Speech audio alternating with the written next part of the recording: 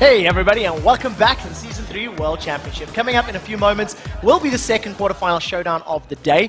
Europe's Gambit versus Korea's Najin Black Sword. But first, let's take a look back at the third game of Fnatic versus Cloud9, and it has to start with a picks and bans. I actually felt like Cloud9's composition was superior to Fnatic's in that third and final game because I didn't feel like Fnatic had enough damage sources to back it up. What's your thoughts on this? So there's two things to me that are really interesting. Number one, the fact that Sneaky randomly pulled out Corki, not randomly, but he pulled out Corki in the third game. I had expected, because of the first two games that he didn't even play Corki, it was really strange that he would essentially change the style of AD because Corki is not a utility AD and he had just played Ashe. And the other stylistic difference in Cloud9's comp that they're probably not accustomed to is the fact that Balls is essentially useless until 20 minutes. Split pushing Vlad takes a long time to ramp up. You have to play passive, which is unlike C9. That said, though, if that split-pushing Vlad had ever gotten rolling, Shen really wouldn't have been able to stop it in the late game. That's Spectral Wraith Vlad. But if you don't get that split push underway, you're stuck with the Spectral Wraith Vlad in team fights, and if you don't have that Zhonya's, you're just not going to survive in 5v5s. Yeah, I think the Corki pick was also specifically knowing Kassadin was coming in. Corki's one of the better dueling AD carries. Like, if you're Ashe or Varus shooting a Kassadin, you're going to lose that fight. It's going to be pretty rough, whereas at least Corki can burst through a little bit, get some damage to the Triforce, some health as well, and try to win that fight. It just didn't work out. I feel Ashe would have still set up a lot better in their team fights, combining way better with the way Cloud9 plays. Although, I do agree that Fnatic's early team comp wasn't good enough, but the first blood really swung, or really balanced the scales back into Fnatic's favor. Talk to me about that early game, because Cyanide managed to pick up a double kill after the first blood, and then managed to pick up a third kill. And I was a little anxious, because even with the 3 kills, he wasn't farming the jungle. Meteor still out-leveled him. You know, talk to me about the early game and how that progressed. They actually went for a buff contest in Meteor's jungle while he's still at Smite, which was pretty predictable as he got helped by the bot lane. And he could save his Smite. Cyanide should have actually he bought a Madrid, so he should have just went around, cleaned his jungle, went to a quick level 5, and he could have snuck a dragon really easily alone. I like that Cyanide goes for ganks for pressure, especially against a farm-heavy jungle like Meteos, but I think there's, as Double F told me during the game, you need to find a balance between farming too much and ganking, and I think Cyanide went a little bit too heavy on the ganking side. And the thing that Cyanide did well is Vlad, like I said, is a time bomb. At like 15 to 20 minutes, when he becomes an unstoppable, unkillable split pusher, he's got Flash Ghost. He needs to get to that point where he cannot die. He died too early. You can't. The thing that Cyanide did well is he ganked bottom really smartly. I feel like Balls, his Tides of Blood actually showed that Lee Sin was in the brush, but he didn't notice, and he still ended up dying to that gank, and that's what really swung the game, because if Cloud9 had just dragged this game out, which is uncharacteristic of them, if they had dragged out to 20 minutes, nobody would have been able to stop Vlad. Yeah. Vlad. Yeah, I agree too. And to go back to that with Cyanide, I mean, getting that fast mob dreads, if you can come over, because if you're playing on blue side and you can queue over the back of the Dragon Pit, incredibly hard to even detect that that is going on. And all he had to do, again, is just go through the jungle really quickly. So yes, Fnatic did get 2 kills early, but I think we all felt like he didn't really maximize those gains. Yep. Yeah, I agree. And even just to sort of solidify your point even further, that lane was the solo lane of Cloud9. Balls was not going to go put wards down in the Dragon Pit. Like, the entire game was set up for that play. Yeah, I mean, a Vlad contesting Dragon at 6 minutes, I don't think so. No, Not at all. Well, now that you guys have heard what we've had to say about the games, let's send it over to Professor Kobe at the Telestrator for a lesson in League of Legends. All right.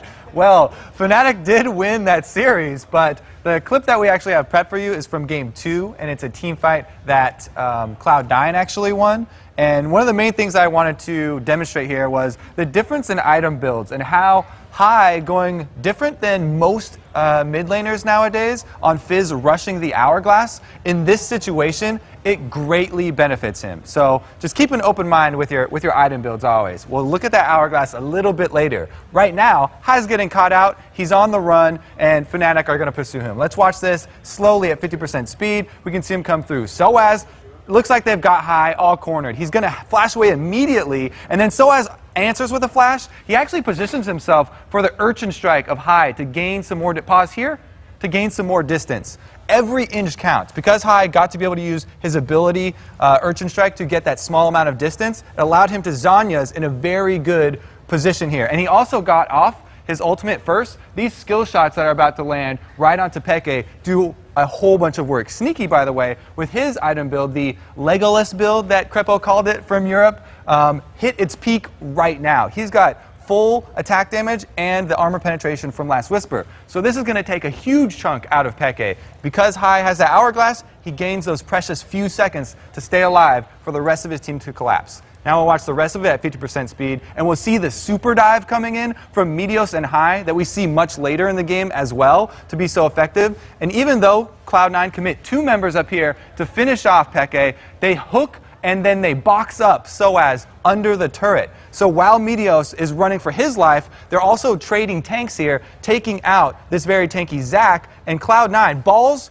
he's going to flash right into the squishies here. Beautiful play from him. He ignores the bloblets while they're on the ground, and he catches the rest of Fnatic's backline completely off guard. By the way, another piercing arrow from Sneaky right there is what enabled Balls to grab that extra double kill and turn that fight ultimately in Cloud9's favor. Lesson for today, I guess, is variance in your item builds, guys. You don't want to tunnel on one thing all the time. With that, I'm going to send it back to the guys at the desk. That is a lesson that everybody needs to learn. So with one quarterfinal match down, let's go ahead and take a look at the updated bracket. Fnatic has advanced into this weekend's semi-final best of 5 series, where they await the winner of Tuesday's matchup between China's Royal Club and OMG. And if you want to watch Fnatic take on the Chinese champions in their semifinal showdown live at the Galen Center, head over to lolesports.com/tickets for all the information. Okay, guys, earlier today we asked you which team's playstyle has impressed you the most during World so far and why. And here's what you guys have had to say. At Timsika, he says, the team that has impressed me the most has to be OMG. Such crazy aggression.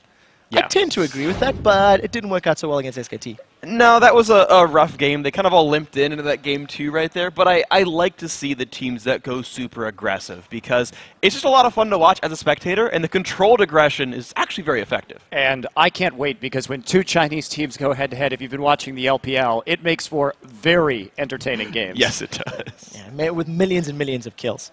At August Axelson, he says that the consistent map control and coordinated roaming by Fnatic is what has impressed me the most during Worlds, and I think that just shone through in this quarterfinal. Yeah, they really impressed me as well. I didn't expect them to play so clean, and this is actually goes into why I picked. Wait, I ended up picking Cloud9, but then I swapped it to Fnatic halfway through the thing. Which didn't I had count. that NA Which pride, did dude. not It didn't count. I'm sorry, I failed you guys. Yeah, no more apple pie, apparently. At Lezerald, he says that SKTT1, that 12-minute inhib, was mind-blowing. Pulling that off required true trust between each other as a team. And of course, it required OMG Getting a little bit solo, too far yeah, one by one feeding train. We kind of felt like, at what point should you back off from a tower and let SK have them? At the same time, those were 4 really good charms by Ari, and that was just some next level play. Nobody ever expected 3 towers to go down there and an inhibitor. Nobody called it. We were jumping in our seats here going like, what the hell is going on? Yeah, I think it's easy to say that OMG made some misplays in retrospect, but to think that SK Telecom could possibly do that, that turret aggro juggle was amazing. The way they used the Elise Spiderlings, the charms, I mean, everything. I wouldn't have even thought that was possible. Yeah, it was an incredible play, and we'll be seeing their matches tomorrow. Right now, though, because we read your guys' tweets on air, that does mean that the 3 of you will be winning that Logitech G602S gaming mouse, so congratulations.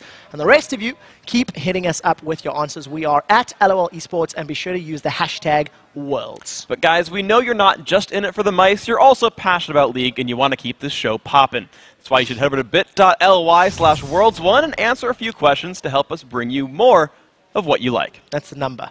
And I guess, you know, you guys know what we want more of. Tomorrow's going to be the quarterfinals. They will be continuing with 2 more best-of-3 series. Up first, the Gamma Bears try to make it 2 Summoner Cups in a row for Taiwan, but first they'll have to get out of the quarterfinal standings. In their way is Korea's very impressive SK Telecom T1. And in our second series, it's a rematch of the Chinese Regional Championship as the top-seeded Royal Club looks to make it 2 in a row against OMG. That action starts Tuesday at 7 p.m. Pacific and 4 a.m. Wednesday for those in Central European time. Yeah, but don't go anywhere because we still have 1 more quarterfinal battle tonight. It will be Gambit versus Korea's #1 seed, Najin Black Sword. And while the players on Korea's top-ranked squad took different paths to become members of Black Sword, today they're stepping on the stage for the first time, determined to make the journey to the Staples Center.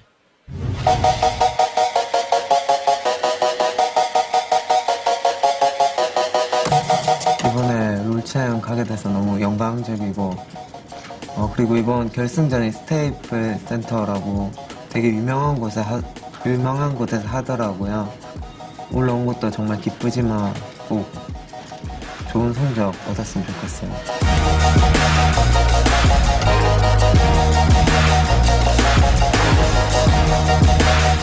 제 나이는 27살이고 그리고 이제 팀 내 대부분이 거의 20대 초반인 선수들이에요. 그래서 좀 나이 차이가 많이 나는 편이죠. 제가 대학교를 입학을 했어요. 한다음에 스카우트 제의가 온 거예요. 한번 해보지 않겠냐고 연습생으로. 프로게이머를 너무 하고 싶어서 군 제대를 해서 팀을 많이 찾아봤는데 그 당시에 팀이 별로 적었고 그 중에 제일 세고 강한 팀이 나진 팀이어서 제가 지원을 하게 됐어요. 사실 저희가 윈터 우승을 하게 된 이후로 계속 성적이 부진했어요. 한국 자국 리그에서. 조별 예선에서도 떨어져 보고 사람들이 좀 나진 소드에 대해 인식이 좀 많이 안 좋아진 것도 있거든요. 그래서 팀 내에서 굉장히 힘든 위기를 많이 겪었었는데 사실 그래도 그때마다 친구들이 저희 팀원들이 그리고 감독님과 코치님들이 그래도 끝까지 최선을 다 해보자. 그 어떻게 보면 조금 운이 따르면서 이번에 룰루컵에 이제 8강 진출을 하게 됐거든요.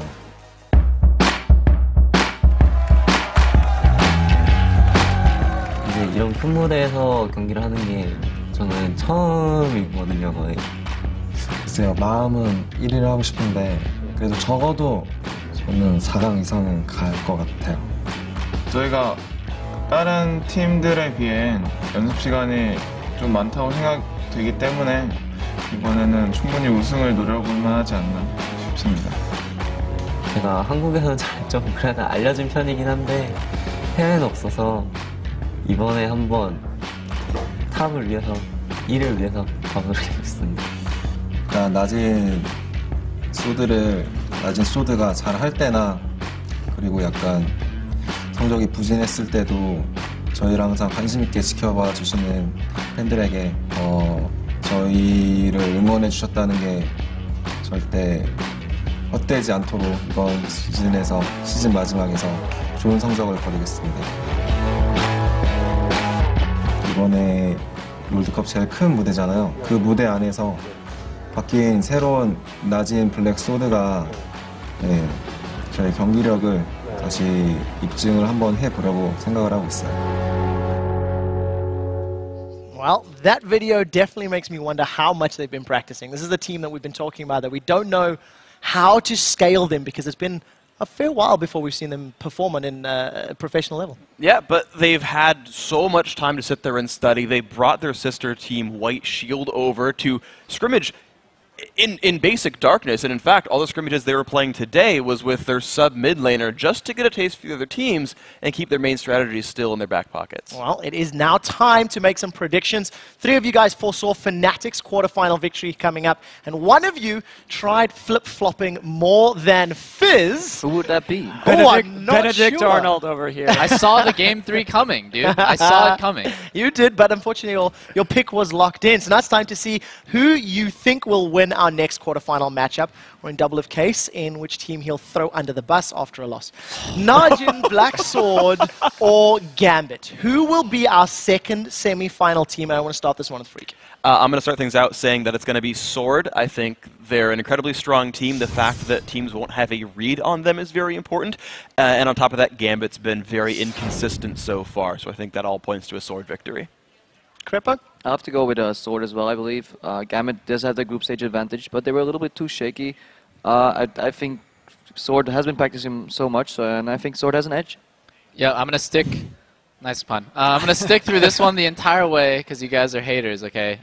My vote is Sword. The roster is really strong. They have an all-star AD carry. They seem unpredictable, or not unpredictable. They're unscoutable. They could do any strategy that they've been practicing for months, and there would be no way for Gambit to figure it out. You sure? You don't want to change?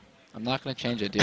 I'm getting so much flack for flip-flopping. I'm going to take Najin Sword as well. Again, we've been over it. They're hard to scout, but their primary problem was their play calling. When Maknoon left the team and Expression moved from Shield to Sword, this was Sword's attempt to create an incredibly powerful world-class team. And on paper, their talent is absolutely amazing. If they've gotten their play calling together, which was, and their pick and ban phase was also pretty poor before, and that's a big part of why they got knocked out of groups in Champion Summer, but they've had some time to work on it. If it's better, I think they can take Gambit. We'll have to see if their play calling can come into effect against Gambit, who are able to get early advantages, and we'll be seeing that in just a moment. When we come back from the break, Alexich and Gambit will battle Prey and Najin Black Sword for a spot in the semi-finals. The Season 3 World Championship will continue after these short messages.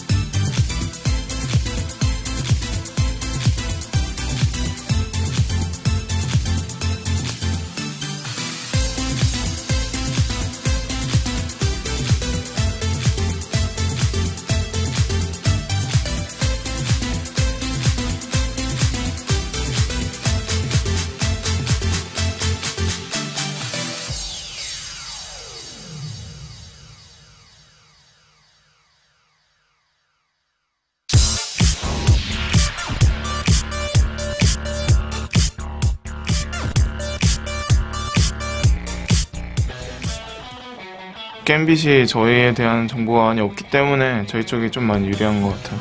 갬빗이 아웃 경기를 펼치는 동안 그 경기를 지켜보면서 많은 분석과 준비를 할 수 있어서 저희에게 되게 유리한 입장에서 경기할 수 있을 것 같아요. I think we do have the stage advantage. We will be less nervous than they are. I don't think it gives advantage to anyone. Maybe to them a bit because they can research us.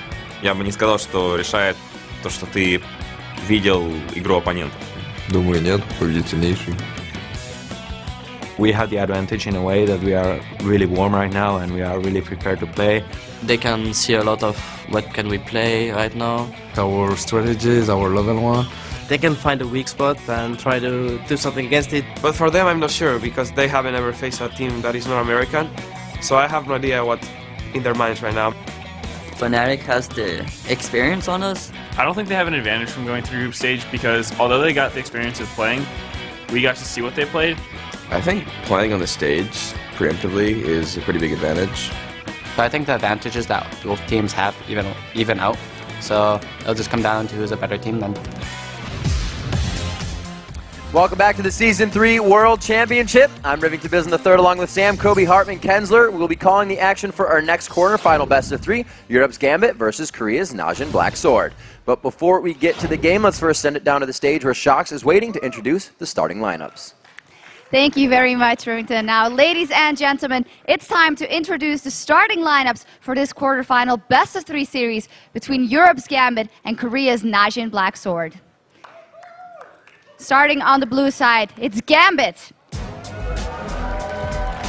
In the top lane, the man who feeds to win, Darian.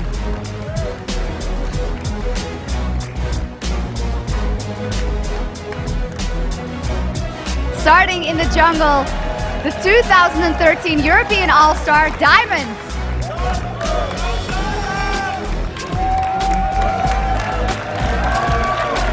In the mid lane, it's Gambit's captain, Alex Ish. In the dual lane, it's the AD carry with the highest KDA in Europe this summer, Genja. And at support, the newest member of Gambit, Voidal.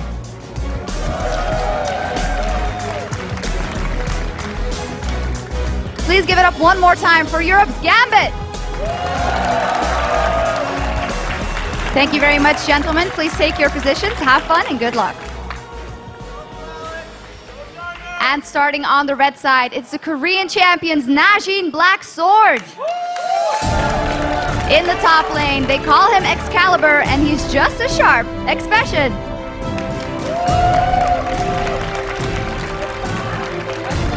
Starting in the jungle, it's his teammate's third summoner spell, Watch. In the mid lane, making his international debut, it's Nagne.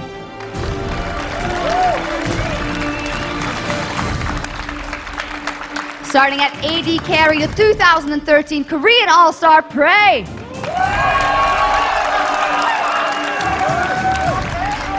And at support, the man who racked up 225 assists on his way to Worlds, it's Kane. Please give it up one more time for Korea's Najin Black Sword.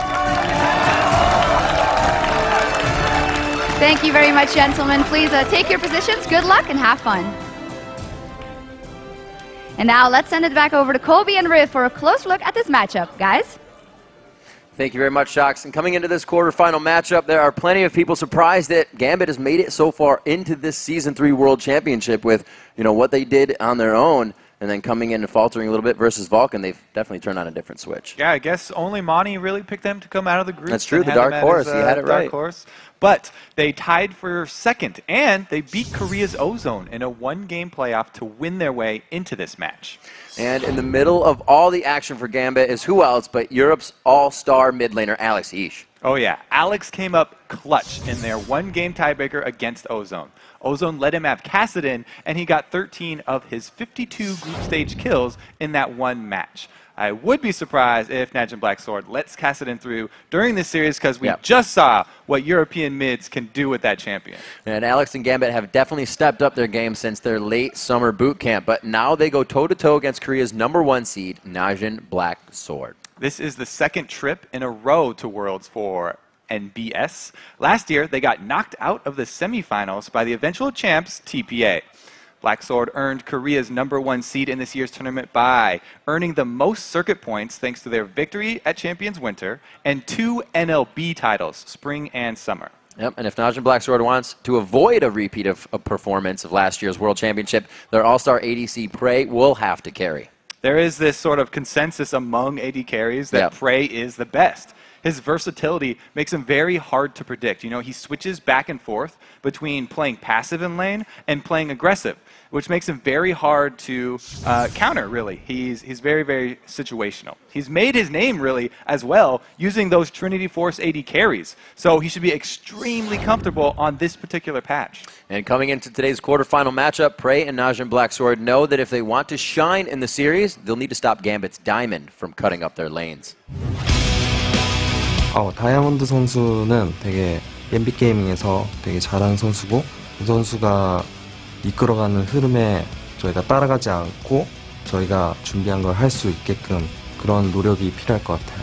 정글러가 실수를 하면 좀 이 게임에 미친 영향이 큰데 그 실수가 좀 되게 적어서 그런 점이 안정적이고 좀 새로운 메타를 많이 만들어내시잖아요. 그런 걸 많이 보고 배우기도 했고 굉장히 좋아했던 게이머이기도 해서 이번에 한번 꼭 붙어보고 싶었어요. 그래서 이번에 꼭 하게 돼서 좀 재밌는 경기를 했으면 좋겠어요. It's always good to hear such words. I haven't seen much of him later, but I know that he's a cool guy, I see. Probably they were practicing as well. They could watch all our matches, like we could watch everything. We have something in our pockets, but let's see if it will be enough. And ultimately, I think, you know, my favorite thing coming into this match is it is completely a learning experience for Gambit and as well as Najin to see what they can produce against, you know, the European meta. Coming into this, we saw Fnatic and Gambit both move out of the same group without buy. So Europe's coming into this one very strong. Yes, especially the mid-game, or the mid-laners from Europe. We'll have to see if Najin can actually handle that. Really, though, I love always focusing on the jungles. Of course you do. This little matchup here, though, is very interesting because, like we just saw in the video, you know, everybody knows Diamond has been a world-class jungler for a very long time. But watch, you know, right now in Korea, he's at the top of the solo queue ladder. He's widely regarded as having extremely strong mechanics, but there's not a lot of actual footage that people can use, you know, to study his paths and come up with counter ganks or get his tendencies down before they come up in the match. Meanwhile, Najin Black Sword, not only have they seen Gambit's games already here at Worlds, but they've also brought their sister team, Najin Shield, to practice with. I don't know if you know, people are bringing that up, but they've got a guaranteed scrim partner. As much as they want to practice, they can. And also another factor that goes into their favor, the analyst desk was talking about, the two mid laners, Nagane or Song, depending on which one they want to go with. We've seen a few teams kind of have interchangeable players, and it's worked out for a few. Some have left them on not the bench, but on the side to just continue analyzing and continue giving information. But that's an option they also have. So in this game, if they do come out strong, they can't switch between the series, but if they go through winning, they still have the option to change the mid. And that, you know, it kind of makes me wonder, because we already talked about how strong European mids are. They're definitely satisfied with Alex. They're like, yes, we're happy with Alex going up against anyone that you have. But is it because Najin Sword have, you know, they think that Song is weak that they've brought this other sub in, or is it because you know, they just have two different styles and they're two different sets of champion pools and they're trying to bring more mind games into it? If it is any sort of weakness in the mid laner, then Gambit will take advantage. We can always speculate, but we are about to see quite soon. On the other hand, we've seen multiple interviews with Alex Ish, you know, saying, they gave me Cassidy, and though a lot of people might have given me flack on social media or have previously, I proved them wrong. And the thing that really impressed me that he said on that is, when I get a champion like that, it's okay for me and the rest of the team. We can all play a little bit safer, know that he's going to be as strong as he can on a champion that's in his top-tier champion pool.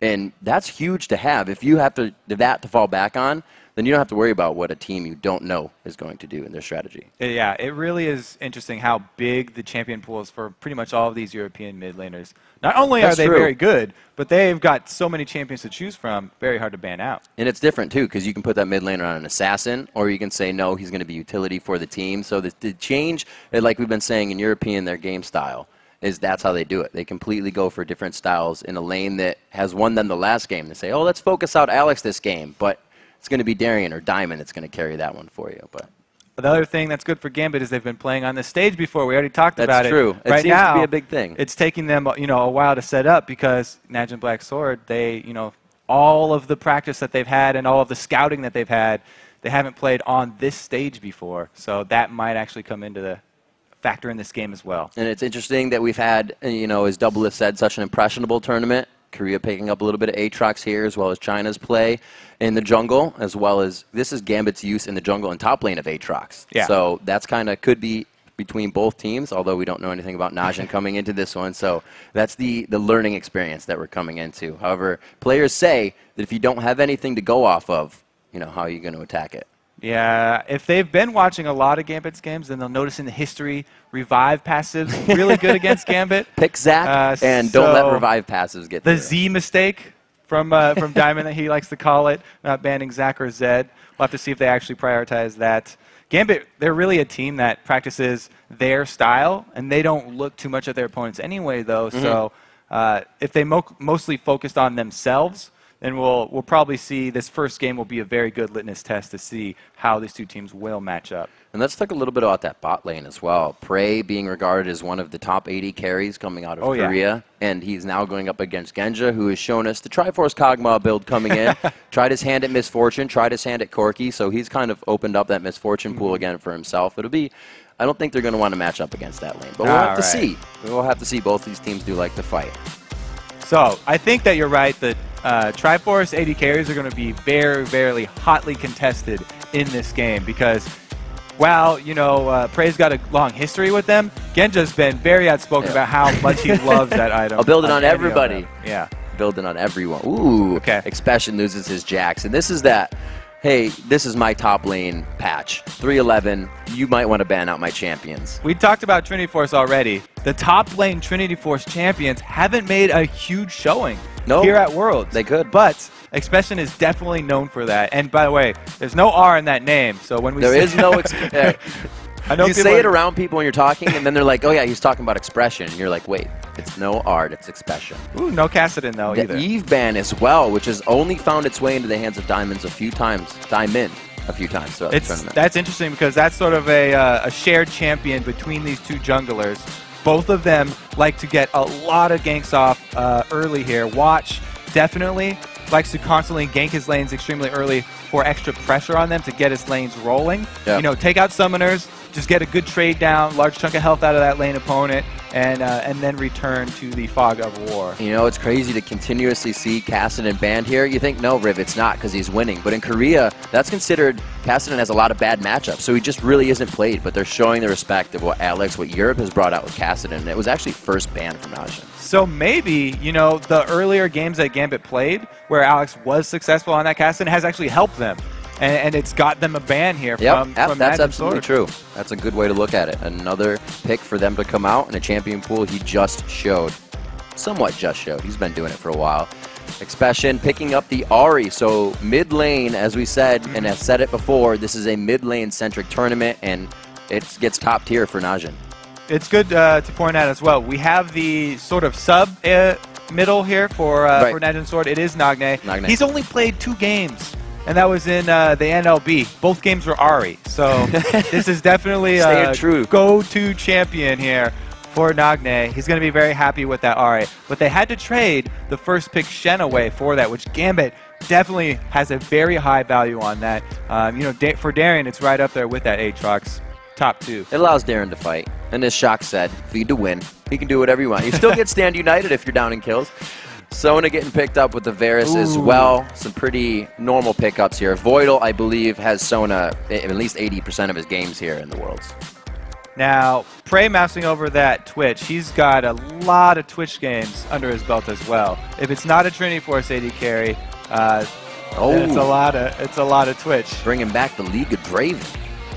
But I don't think so. They're hovering Nunu. Draven right now expecting the goes to get switched out, and maybe the Twitch, the kill potential coming out there, but they do lock in the Nunu. All right. I like this. So watch now has a very high potential for counter jungler because just a bit. Not going to be a support Nunu there. We've already got Thresh locked in. It's going to be a Thresh and Twitch lane. And like I said, this Twitch is banned out all the time against Prey. Definitely, all of these champions really for Najin Sword, they're getting the champions that they're very, very comfortable with. And I guess this, this is that unfamiliarity with the team that's coming into play for them. And whenever a Fizz is picked, that means there will be plays made. That's just how Fizz is. Very cool to see a Fizz coming up for Alex in this game. But you're right. We are seeing the Nunu going to have that counter jungling, possibly seeing Najin Sword going for the invade on that blue with the 2v1 top lane if they can squeeze it in. They're already setting things into motion. And, Gambit right there, picking the Fizz after that RA, they obviously are very familiar with any of these mid-lane matchups. Right. A lot of time in Europe, people will just give over Ahri so if Fizz is still left open so that they can use it as a counter pick. I think it's more of a soft counter for me. Some people are go both ways on this one, but it's really all up to Alex. If he's able to dodge all those skill shots, then that really takes all of Ahri's punch out of the game here. So he's going to have to hold on to that playful trickster. We've seen in the last game, Hai actually a lot of times was using it to farm. Yeah. Because he maxed that first and used the area of effect damage to farm, and then he paid for it. Using your escape to farm. Probably a problem. This is a interesting match over here because Expesin is one of the few top laners nowadays that plays carry top laners.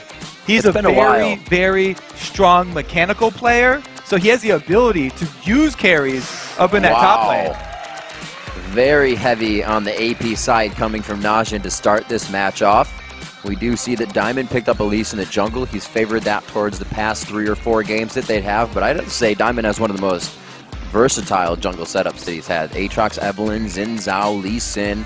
He's definitely been helping the team keep a variety in there, and really hard to ban now. So with these picks and bans down, it's going to be Najin versus Gambit as we go in to our next matchup. Kobe, what are you thinking about these compositions right now, seeing that much AP from Najin? It's pretty AP heavy, but really most of this tournament has been AP heavy teams from both sides here. What's really interesting is that Diana right now is holding on to teleport, and Diana is really a very much all-in champion. She's pretty easy to gank already because she's melee and she has to get up there. So we'll have to see whatever jungler is able to have an effect on the top lane that have the Shen global and the Diana with her teleport. I think that team's going to come out with a pretty big edge because those are both melee champions. They both can set up ganks very well. So there's the potential for a lot of action. We'll see what they have for each other as the teams load into the match. Let's check out which squad the fans think is stronger. According to LOLesports.com, it's a close one. 56% think that Najin Black Sword will win their way into the semifinals. The analysts also say Najin. Yeah, all the analysts said Najin there. The audience definitely a lot more split. I think this is going to be a really interesting matchup. We talked about the jungles. It's going to be a jungle Nunu though. Anytime he's in the game, it puts a lot more pressure onto the opponent because they have to worry about those buffs. You can't just rely on your smite to even secure your own buffs because he's got much more true damage that he can come in with. And Diamond specifically is a jungler who hates any sort of jungle invades. If there's ever vision inside of Gambit's jungle, he will call down pink wards from all over and clear that Call it down from the satellites. All right, we are into the game. Who is going to be making it onto the semifinals? We are under our second quarterfinal match here. Gambit versus Najin. This is a best of 3. We'll see what can be done. We have had Gambit going through these best of 1s through the group stage. They are warm. We saw what that provided for Fnatic versus Cloud9 in our previous matchup. We'll see if Najin can prevent that damage. Najin, we also have the Nunu here starting with a ward of his own. It's always very important as a Nunu to make use of the potential that you have for counter jungling because later in the game, he doesn't scale that well. He's basically turns into another support. And they're going to rely on that Blood Boil and Prey to really hard carry this later. A lot of pressure is going to be on Prey in the mid and late game to be the main source of damage. A little bit of burst there. Got 300 altogether. But they are going to get the wards they want, and they will not be contested on it. Prey will back. It seems like if they're backing, we're going to get that 2v1 towards the top lane. They're not just going to hover down to that bottom side. Genja just on the outside, waiting patiently, and smart as well. Interesting how we have this combination from Najin's sword with Diana can go in and suck everyone into a small area with her Moonfall. A little vacuum. And then we'll have Prey with the spray and Prey with being able to get off all those AoE auto attacks. The late game's looking very interesting for Najin's sword. Meanwhile, Gambit have pretty much a similar style here. They've got the mid laner who's looking for picks, that Fizz Assassin, and they also have the top laner with the global presence.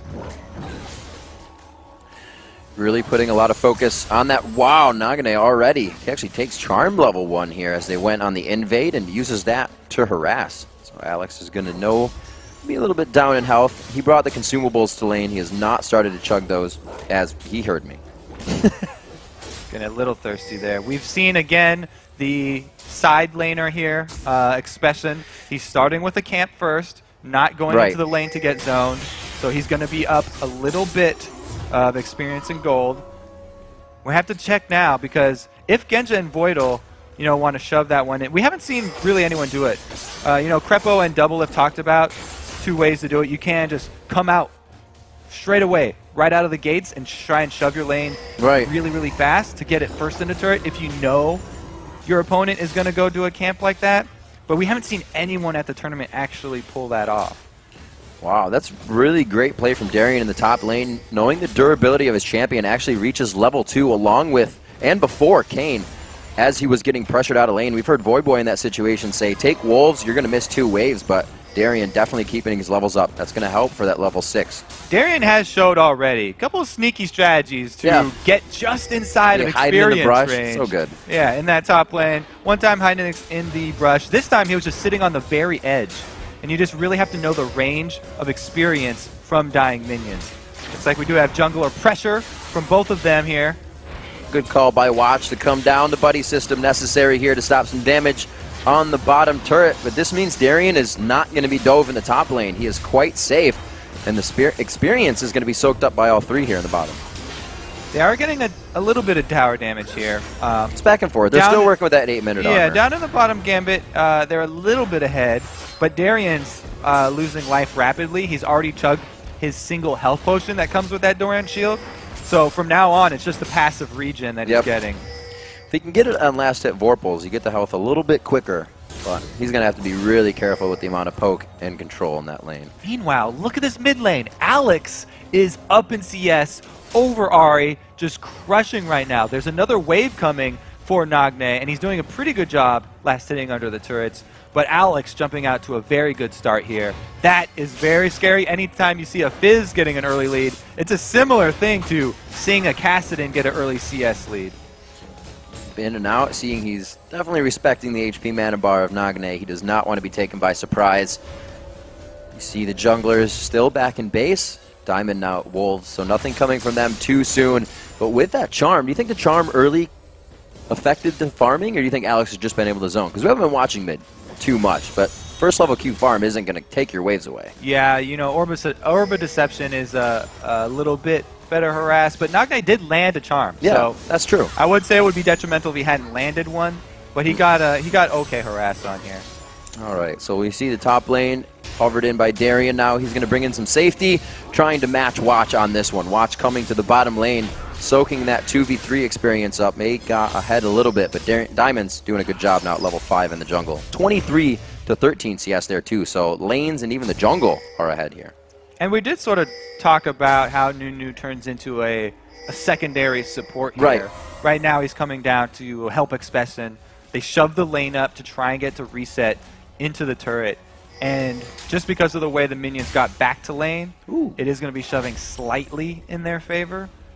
Expessen going to be zoned out a little bit from this experience, though. We can see Najin trying to make everything work. You know that's not an easy gank on a phase. That's a walk-in from both, and he can just playful trickster out.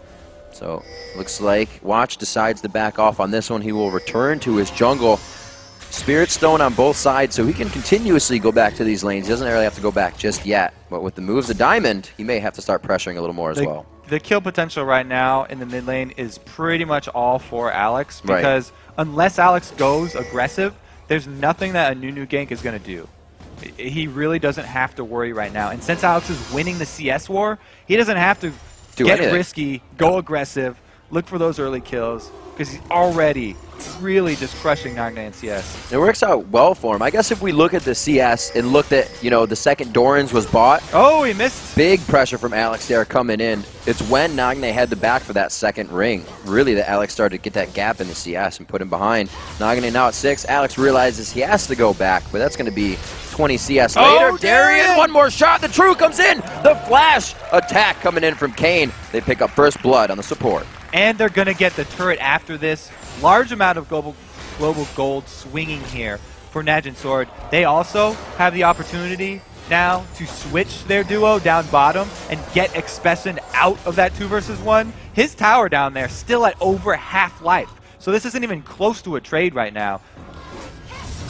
He's done well, keeping his CS up. 23-21 for those top laners of Shen and Diana right now. They are, and it does look like they're going to swap the lanes, but during this, they may even try to go for that dragon. Actually, we see that Watch, Nagne are backing, so it looks like it may just be the lane swap. That is just really perfect timing to get that turret as well for Najin Sword, because now they can bring their AD carry and support back down so to get them dragon control. This is very, very huge for them. The 8-minute dragon is already pinked, and they're going to have not only all 5 members down there, but a new jungle. His smite's not actually up right now, but he does have consume, and he is heading down towards it. Yeah, they definitely put the chess pieces in place. Smart of Nagne and Watch to both back and get a few extra items, picking up the chalice, getting themselves some more wards so they can cover this area. Now with those chess pieces in place, they can begin to move. The dragon will be danced, and Gambit looks like they will contest it. Well, Darian's got to stand united. A lot of wards. Right now, Gambit are calling for Darian to shove his lane as hard as possible. They want to delay Najin Sword around this dragon, get as much advantage up in that top lane. If Darian can shove that wave into the turret before Expesson gets there, it'll be a pretty decent win for them. Very interesting to see Najin back off after placing so much gold in wards. You can see the pinks already coming out. Sub 10 minutes in the game. They have 5 going across the map and right on that objective that they want to take quite soon. Now we do have Diamond coming in, sitting on Gambit's pink ward in the bottom lane. If they can get him ganked for pressure. Wow, right out of the playful Trickster. Got him on the Trickster, goes in. It's chum the waters out on the Nagne, but the burst isn't there. They see Shen to start to come in. Nagne gets it up. There's the attack. They pull it around. The teleport now coming in from Expesson. Is he there? It's going to be Darian and the safety for Alex. The teleport taking way too long to come in from Expesson.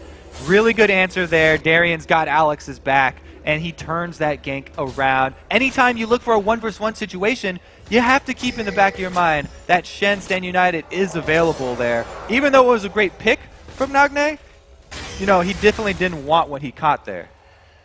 All right, so most of these pink wards for Najin are going to be going down towards 11 minutes rather, but Gambit placing their own at pink, trying to stop that. Gold quite even here within 500. That first turret is in the top lane, so it's not so much affecting the game, but really giving Darian time to farm up and get where he wants to be. Expesson does not have the teleport summoner. Right, just use that for mid, yeah. The cooldown, no, the cooldown reduction for it, the mastery. So it also, that's why it takes so long for him to actually arrive there. And look at the build here from Alex as well. After that kill, he's going full early damage right now. As high damage as he could have at this point. Just rushing those spell penetration boots as well as the sheen. This is not how High built him last game here. He's going for straight burst potential. This is very Gambit-esque. They didn't get there in time for the blue, but they are going to say, we want to fight right now. We have that crescendo. Yeah, Stand United maybe down, but we have the... Oh my gosh, going into the control. Watch down right away. Prey on the outside is completely zoned and forced to walk back in the fight, but his team is going the other way. This could be a great re-engage coming in. Nagne throwing down the last part of the ultimate. The charm misses on the outside, but they do get the Orb of Deception and Expunge kill going down into Darian. 1 for 1. We also just saw a little bit, a little preview of that Moonfall into Prey, spray and Prey there, getting some good area of effect damage. Now, Najin with that pressure, losing Dragon. They want to put damage onto the turret, but a lot of Gambit is actually still here. Genja very low on mana. Looks like they won't be able to do too much here. Alex may trying to communicate with the team. They may try to save on the repel. Kane takes quite a bit of damage there, but another member showing up. Nagane just on the outside causes They got an attack Diamond's flash out of that after, too. We've seen how dangerous Ari Charms at tower sieges can be, especially in the SKT1 game. Really good job here by Najin Sword taking the turret after. Gambit really need to back off. You can tell how much strength Gambit has still in this game. Losing 2 turrets, they're only down 200 gold because their lane's doing so well. 95 to 78 in that mid lane. 54 from Diamond to Watch's 35. He's definitely playing that support role for Nunu. And Darren doing a good job of last sitting under turret, too. Yeah, absolutely. 70 to 58. Large stack of minions right there. It's good for Gambit that they got that dragon, because having all this extra turret pressure for Najin Sword is going to mean that it's a little bit harder for them to pull off the picks. They need to start getting these outer turrets down in order for Alex to be able to make use of his roam and his early damage build that he's going. You can see Prey, 12 minutes into the game, doing quite well for himself, picking up the Blade of the Ruin King. He has quite a team of dive buddies within Darien Diamond trying to get him right in the beginning of the fight. We saw that Alex Ish actually caused him to flash out of the fight with Chum the Waters last time, so the focus is there from Gambit. They're using their dive composition quite well. Najin, we can see the re-engage coming from Expression. The teleport has been big in these fights, and Nagane has actually been holding that Spirit Rush for quite a long time, so it's almost like they're allowing Gambit to expend everything they have before they even want to try fight him.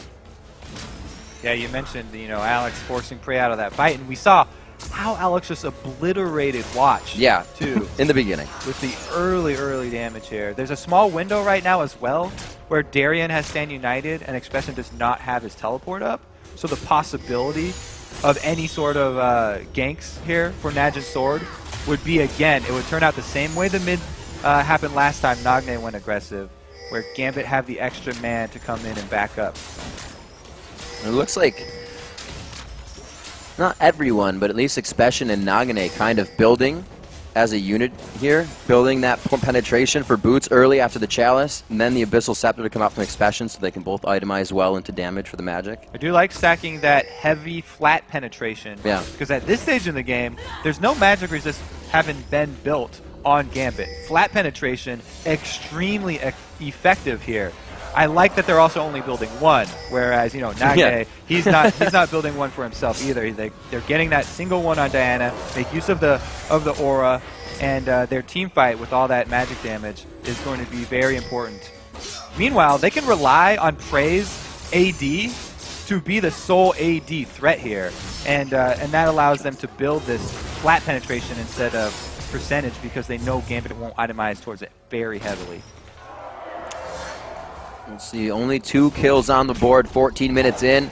Both teams respecting what has been happening, the movement, and really not knowing if they've been on wards. It's Pink Ward's fight. We haven't seen any of the Oracles come out yet, and anybody try to take too much control because they know they're only within hundreds of gold of each other.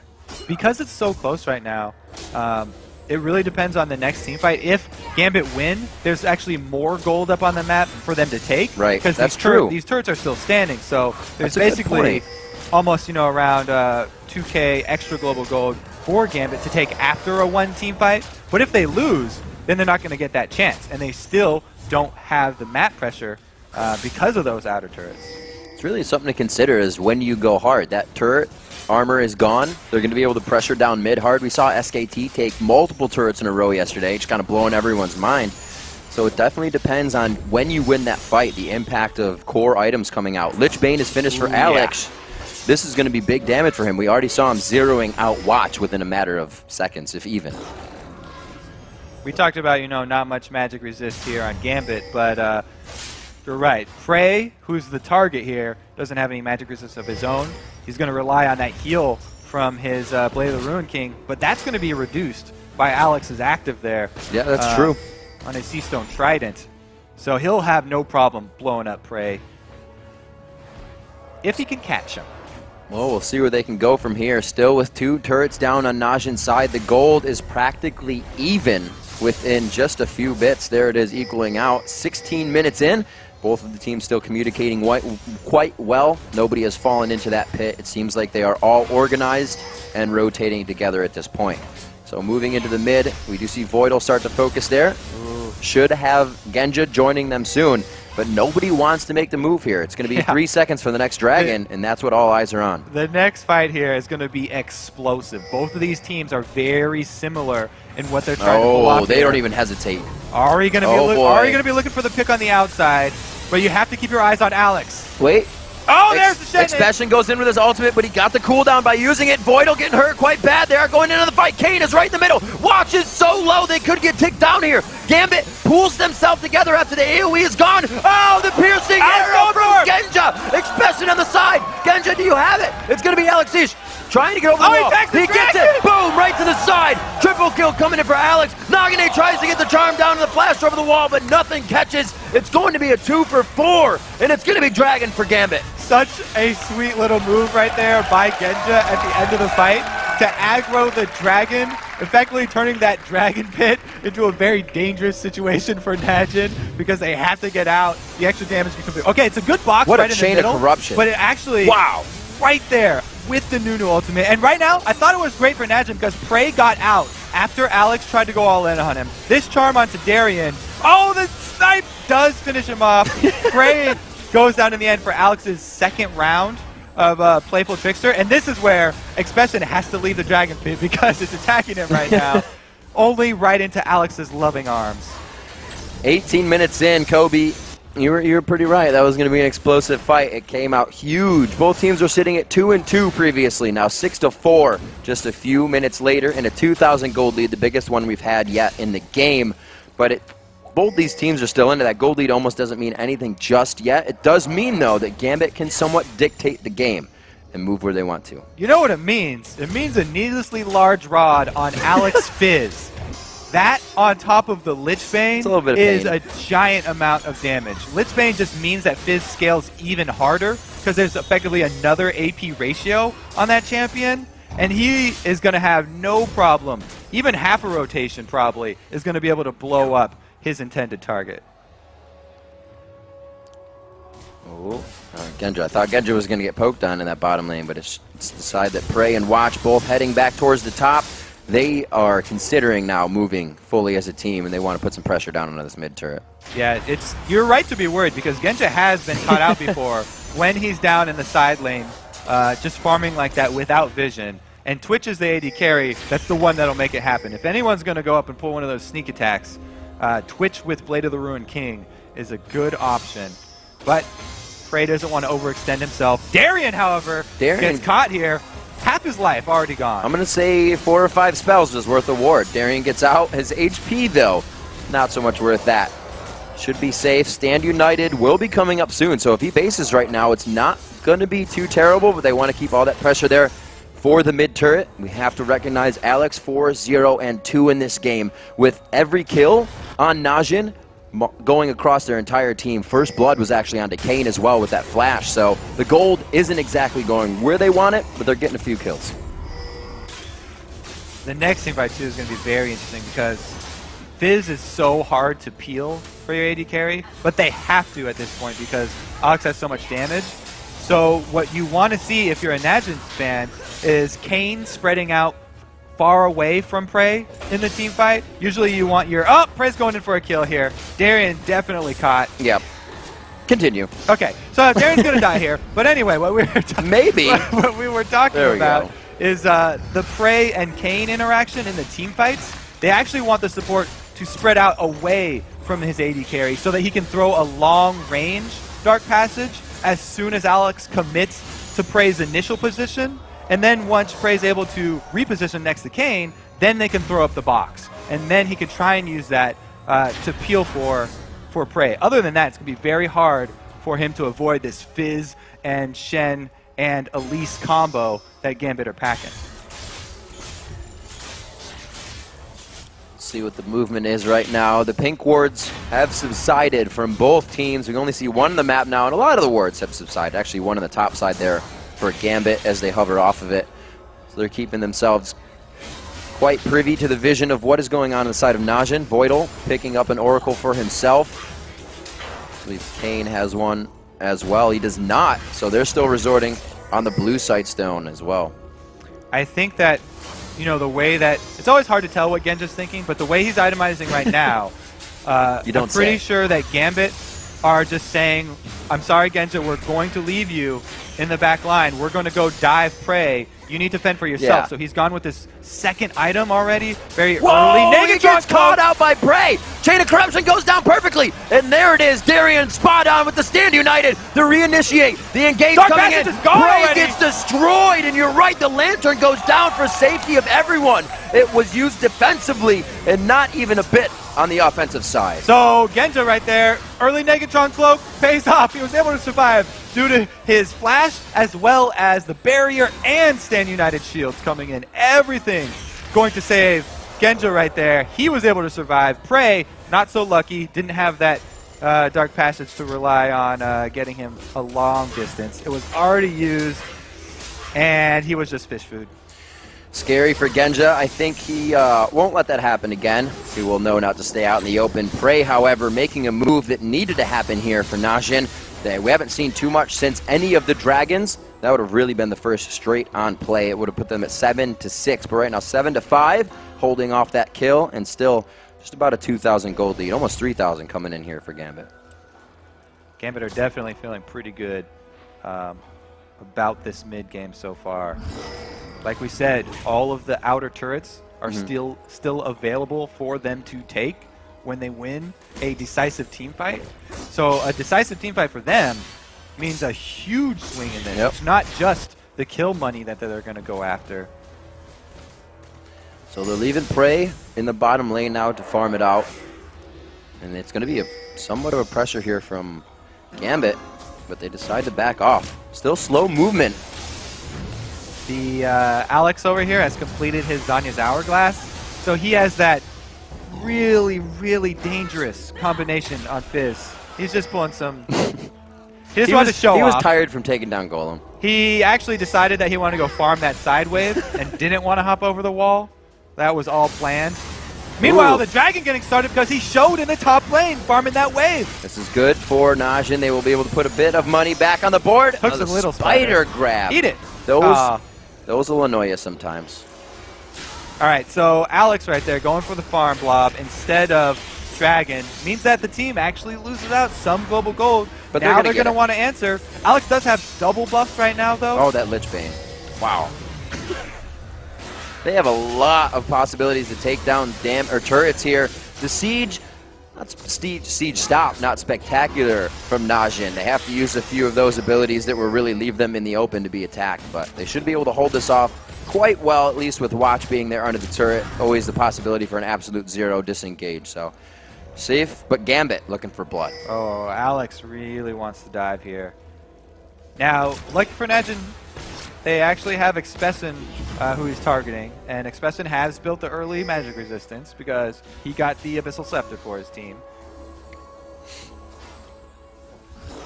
He's also heading into an Hourglass of his own. Oh, so he will be tanky. Word. I mean, they have Oracles and they have Vision, but this is a 25-minute They know they can dance Baron.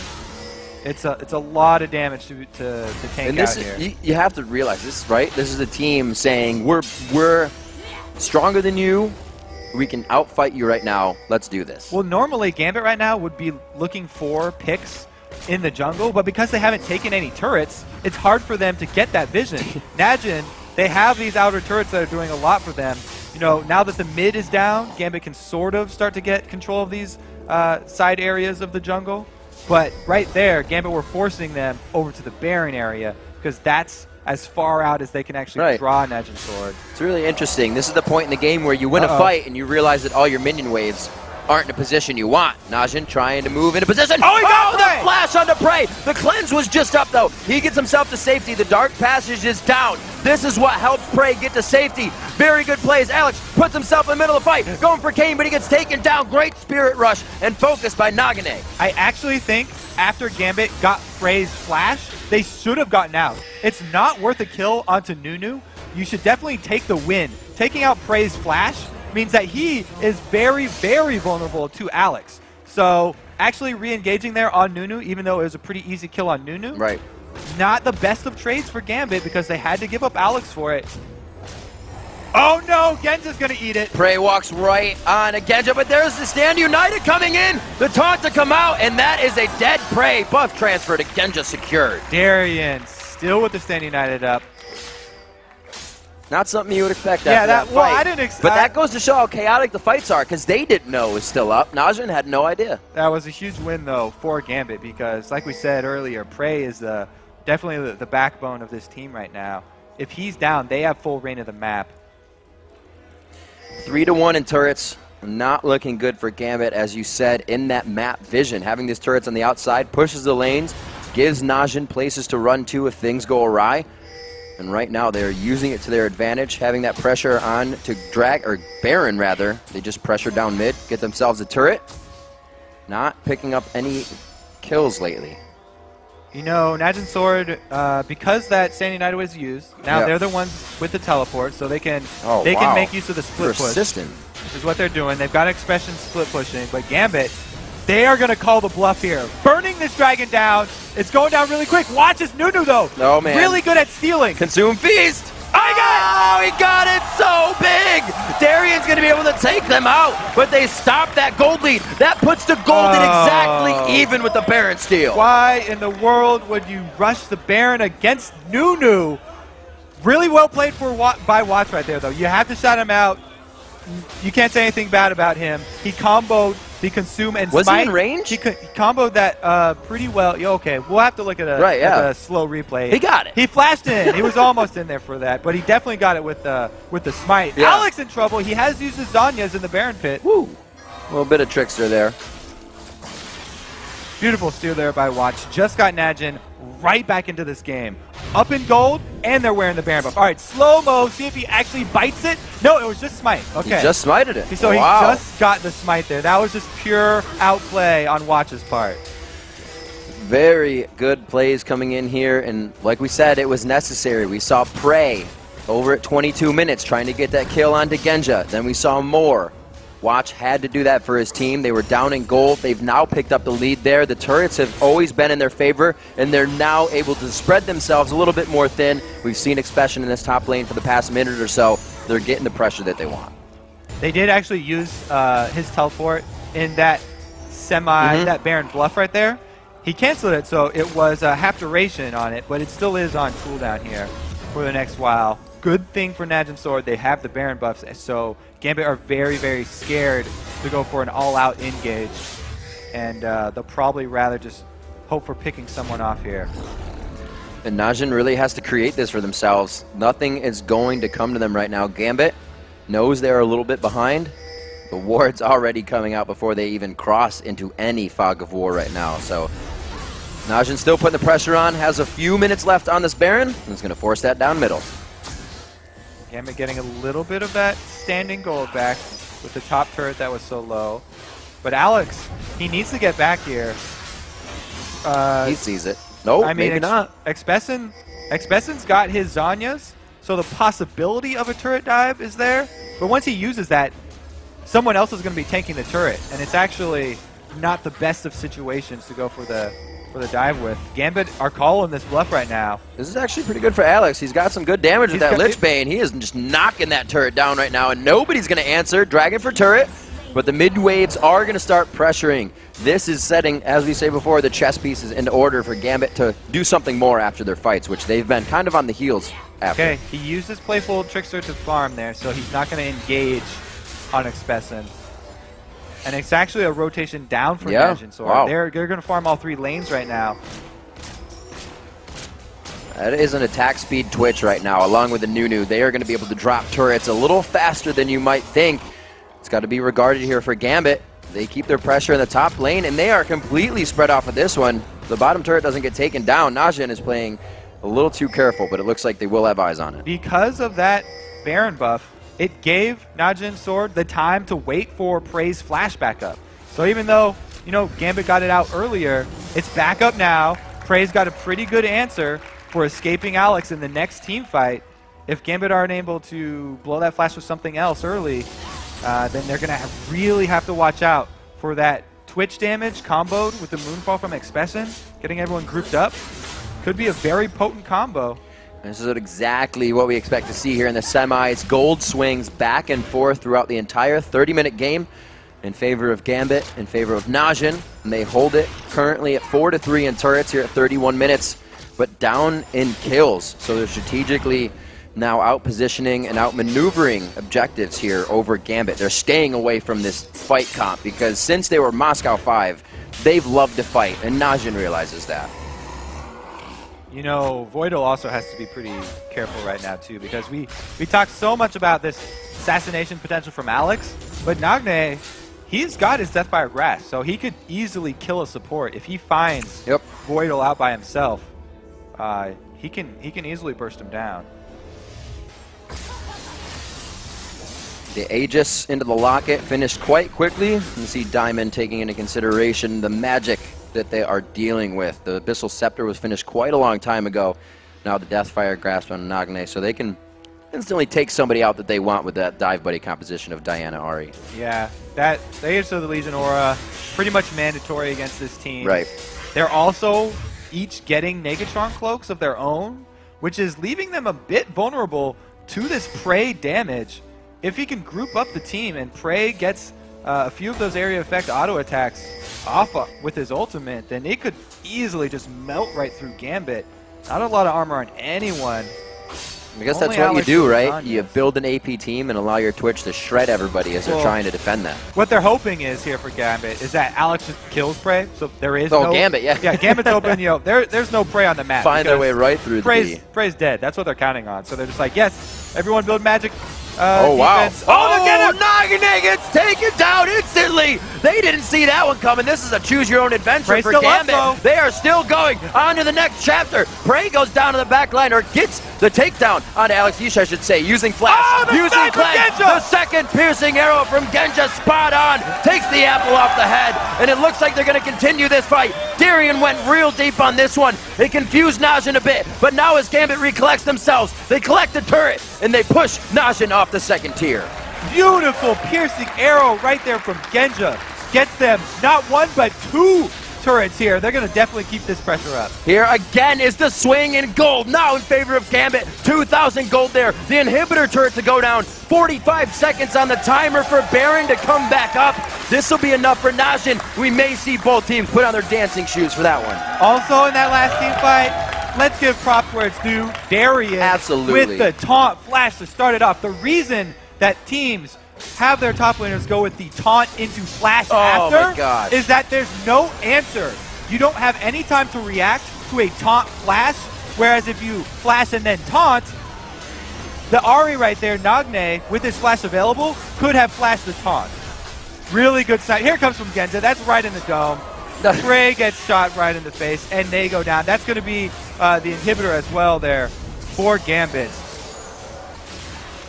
But really, yeah, the reason that you go taunt flash is there's no time for you to react, and they just 100% down Nagne right there. That was very, very well played. An amazing play. If you saw in the first 10 seconds of that, Genja was still shooting the turret, and not that he was doing it wrong. He said, I just can't follow you guys. So that just goes to show the durability of Gambit right now, even without their 80 carry until 50% through the fight. This is scary for Najin now. They were forced into a fight that they have been avoiding, and we saw that Gambit took it over. Only 2,000 gold was grabbed there. Gambit has now swayed the turrets along with the gold. They still keep the kill score at 13-7. We'll see if Najin can go back to dancing around them and crushing down the objectives again. And you know, last time Genja went this build here that he's going on Varus, double lift gave him a lot of flack, and he was saying, oh, I'm pretty sure Genja was misclicking stuff. But he's obviously not misclicking, because he bought it twice. And it showed with that last snipe there. Flat attack damage. He's getting a lot of power out of those piercing arrows. Now he's got a huge combo, both the Bloodthirster and Infinity Edge. Even though he doesn't have much attack speed, his attacks that he does hit are hitting very hard. Focusing distortion boots as well. Quite interesting. Figure we would have seen that coming out, and especially in the top lane with most of your teleporters taking that distortion to continue teleporting more, but it goes on to Genja for this game, so he can keep himself safe. Yeah, it's literally just for the flash. Yep. Because while Frey has to deal with a Fizz and Shen diving him, Genja's got the same thing. He's got a Diana coming at him, and as well an Ahri that could possibly reposition around him. And a really big fight that helped Gambit out was the one that allowed them to buy, which is now a Spectral Cloak coming in for Elise. Those Negatrons helping in all of these fights. This is dangerous. This is pretty dangerous allows here for them Gambit. to dance these out. Voidal's doing this for his team right now. One goes down, but is it enough? They are at 25% HP on Baron. It's going to be a 4v5. They are going to have to fight this. They throw it down. Darian's the first one. Alex is in a perfect spot here. He gets the Zanyas onto Expression very early, but there's still a Guardian Angel there. They go for the Zanyas. This is going to be full damage now onto Alex. Full damage onto the rest of the team, but they can't get the focus down. The last bit of the Foxfire takes him down. Nagane makes his way home, but it's going to be Genja picking up Expression in the end. Very, very sneaky job there by Alex. Staying in the Baron pit, hugging the wall, and then jumping right out onto Prey. Prey did not see that one coming. What an amazing assassination from Alex after they were already down a man. You're right, Voidal, he sacrificed his life for the team. It also got the Spirit Rushes, all three, out of Ahri, so it meant that she could not get around to the back by Genja. You see Alex, he goes back into the Baron pit after this, away from Expesin. He was zoned out by that ultimate from Nunu, and then returns the kill Prey. Dear. This is going to be the pincer move coming in on Nagane here. He's going to walk this one out. We'll see if he can get far enough. There's the one dash. The dash number 2. And number 3. There we go. He's going to change form. We're going to have Voidal come in. Voidal looks to pick up this one. He doesn't even get the slow power core down. They know they got it. It goes to Diamond. They pick it up. This Najin, it's not terrible that that happens, but they're not considering everything now. They want their farm more than they want to get back. They're trying to get to next core items, and it's putting them in some bad positions here. Yeah, Gambit used a bit of time of their Baron buff there, running around, but they were rewarded with a kill, and it's a pretty long death timer at this point. So with all the lanes shoved up, they actually will get pressure fairly quickly here. And I think Gambit has been able to itemize as Gambit does. The Guardian Angels now coming out on 2 of their members. We do have the Banshee's Veil actually coming in from Diamond, so he can really take that front end burster, the crowd control that's locking down his AD carrier, those damage dealers. So with this dive team, they're able to itemize almost too good for what they're up against now. And we saw the early Guardian Angels coming out on Expression because he wanted to get right in there with his Diana, but Gambit are starting to answer. They've got 2 now. They love those items. Only a few more to go. Only a few more to go. They will not let Najin's sword beat them at their own game. Darian knows it's time, putting the blue elixirs in his inventory. You see that when the players are ready to make that fight count. You see the average game length for both of these teams here. Gambit has stretched it on a little bit, but they are in sure position now with the biggest lead we've seen in the game at about exactly 5,000. They have not stopped as they've grabbed the turret lead. They have continued to take those consecutively. This inhibitor on its first respawn now. In the eyes of Gambit, Darian goes into the fight, possibly to the backside. They use the Spirit Rush right away. So much damage coming off the initial Playful Trickster drop. Going back in, Alex hits that United. Can they get the Stand United? Stand United actually comes over the Guardian Angel. It sticks with. Will they be able to go on to the fight? It's a little too much under the turret. They do get Expression down, but they are playing with fire right now. That was so close due to the beautiful charm there from Nagane catching Alex just in time, but Darian gets in as well, and the taunt covers Alex's escape. Damage actually was a piercing arrow from Genja in the beginning. These guys have so much damage from everywhere. With the amount that Najin is grouping, even the piercing arrow is having the area of effect that it doesn't really do. And Prey now down his flash cleanse, so he has to be very, very careful. 2 inhibitors as well. Gambit really just have to return to base to purchase. Oh, so the missed taunt is what started it off. And that interruption, so many great peels here from Najin. But Gambit, they exit and then get right back in after the cleanses pop. Let's look at this charm that catches Alex mid-Urchin Strike. Able to catch him out. Oh, it's not even here yet. This is after the second disengage. There's more than one fight in every fight we've had in this game. Back and forth. The gold lead still sitting around 5K. Nobody really gained too much an advantage off of that one unless you consider the bot inhibitor and tower an advantage, which Gambit's liking. That lane being pressured so hard, and Gambit has turned this right on Najin after that Baron fight. looking really good for the Gambit fans right now, and all they have to do again is hold their pressure up in this top lane, while the other two lanes of super minions are gonna push. They almost have Darren Stan United available, so they're gonna also have the ability to have him spread. Looking at Alex's champions as well, being his first Fizz game, coming out pretty strong. We talked about the huge champion pools of those mid laners. He's definitely played Fizz plenty over in, in Europe. So he's... not first Fizz game overall, of course. He's no stranger to that champion. 7-3 and 7 there. Oh! Oh, the teleport coming in as well from Diana. Diamond! Expansion's going to be right on the backside. He dives in. They get one Zanya's down. Alex is going to be out of the fight now. Kane goes down instantly. Can't help his team now. Nagane's in the fight. It looks like he may get bursted out. The shutdown coming in from Prey, but he is already on the ground, asking for life support. Genja flashes in. 1-2 more attacks. They're going to focus now onto Expression. It's going to be a slow walkout for this one. The death timers are 50 seconds or plus, and Gambit's in the base. Yeah, they're going to get his Guardian Angel after this. Two really, really good fight there for Gambit. Oh, he's going to burn down. Caster minions are... Very good game here by Gambit. It looks like they got one Nexus turret. Watch not going to be able to do much, just able to do just that as the Nexus turrets go down. The Nexus will follow. Gambit with a definitive win after an amazing 50-50 game for the first 20 minutes. Gotta say, great use of Shen by Darien and Fizz from Alex. Really every single member of Gambit doing their part right there. They told Genja you're gonna have to survive by yourself. He went and bought that Negatron cloak right after his Bloodthirster was done, and then immediately after that, he survived a 4-man gank, which they were able to turn around. And showing his love for some pieces of the Triforce, getting the Phage in there, keeping himself even safer. Such great play by Gambit. They were bloodthirsty. Every time they would make Prey waste that cleanse, and they would still get back onto him with that dive team. Every time. And then the Gambit itemization of defense into your Guardian Angel. And when you have your Guardian Angel on more than one person, you're pretty good luck. Everybody's always been talking about the mids from Europe, the mids from Europe. You're kind of crazy over there, but everyone respects their mid players. This is why everyone respects their mid players. And we saw early game as well, Darien getting focused back in the top lane. They tried to shut down Shen early, so he couldn't be too much of a threat when that level 6 came. But we saw level 1, he wasn't letting two waves go to them. He was trying to get in there, soak up experience. So he was level 2 along with them, level 3 along with them, and keep his own. Did his part to help Alex win that lane. The early Stan United, that was the reason why, Alex got the first kill. All right, everyone, let's send it over to Quick Shot and the guys at the desk for their thoughts on Gambit's Game 1 win. Thank you very much, Riv. The pray and spray wasn't quite enough for Sword in that game.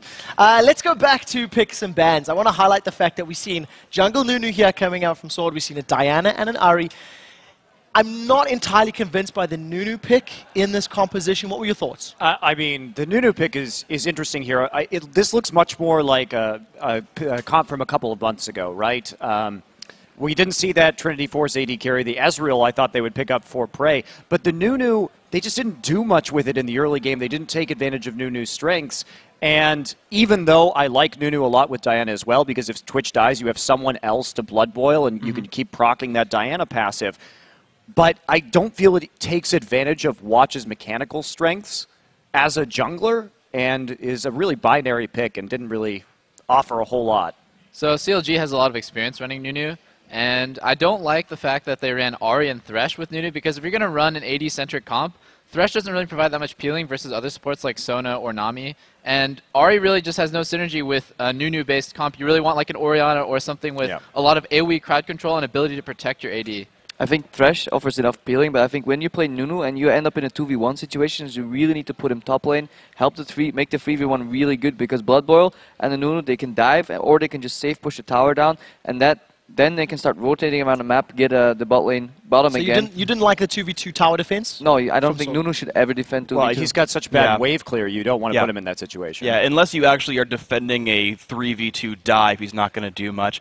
And actually, to sort of get back to the Ahri Diana point as well, like that combination wanted to get onto Genja, but they didn't seem to have the right combination. They never cracked how safe he was. And the distortion boots to flash away from Diana, honestly, Genja never dying in that game was really impressive.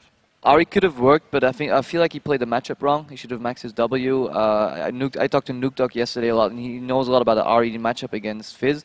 If Ahri maxes W, he can do a lot more. If Ahri didn't respect the Shen ulti either, went for a 1v1 against Fizz with Shen backing him up. So the main mistake there is also they're giving Darian Shen, they're giving Alexi a free Fizz.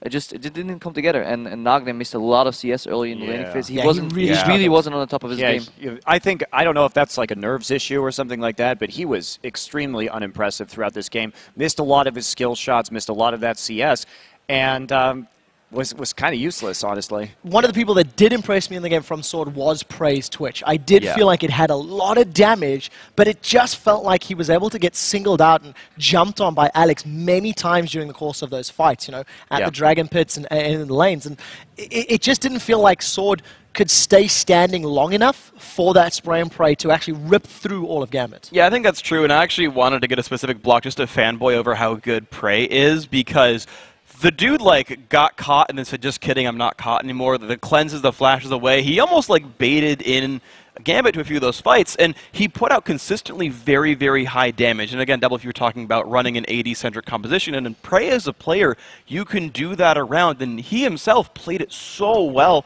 Problem was there wasn't enough follow-up for his damage, it seemed. And the big problem is that he's up against Fizz, and he's running Cleanse on Twitch, which is not really a problem. It was right for him to run Cleanse on Twitch, but he has no real like support, like shields or heals coming with him. So basically, when Fizz gets on him, he's ripping through a base HP Twitch with no backup, and all he has is Cleanse. His team really needed an exhaust there, and I think his item build wasn't optimal either. I don't think he shouldn't have opted for the Blade of the Ruined King and just went for straight damage. Uses good positioning to get a really good ulti off. Yeah, and just a final note on this composition right here, too. The Diana pick, Diana was very powerful a few months ago, but ever since the Spirit Visage changes, you know, this comp that we're looking at, Twitch is very poor at Siege, so they had no way to take down towers as 5. So at that point, you're relying on a split push. When you're playing against Shen, who's going to build Spirit Visage, you have to be very far ahead on Diana to actually win out in that split push battle, and I just don't see Diana in this composition for this use as viable as it was before the new Spirit Visage came in. So let's talk a little bit about Gambit while we have some time. I was pretty impressed by the way that they played their matchup. It was fairly slow. I actually think if you think of all the fights overall, they tended to come out ahead in most of the bigger engagements after like the second Dragon fight onwards. And we've seen them actually picking up a lot of Negatron cloaks very early on. They were just littered down the rows. Genja even going, what was it, Bloodthirster Phage into Eye Edge, you know, just relying on Varus's passive for attack speed. Genja continues to do what Genja does and you know, trends off the wall those items. What did you think of their itemization and the decision making? They had a lot of respect for the AP assassins, which was good, but their mid game was still really sloppy. They went again for a 50-50 smite, and this time they lost it, and it could have cost them the game, which they had pretty much 100% in their control.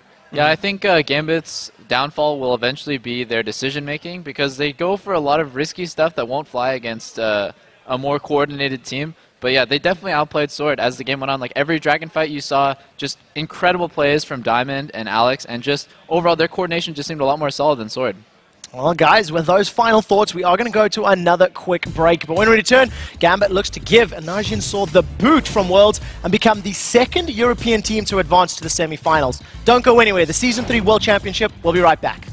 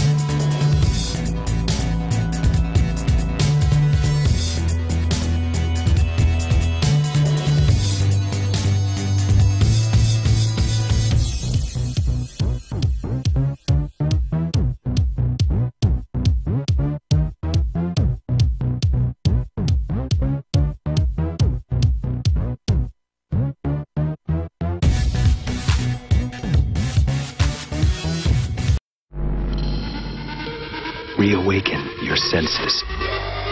Reignite your passions. Reimagine your experience. Reinforcements have arrived, and together we will gain victorious.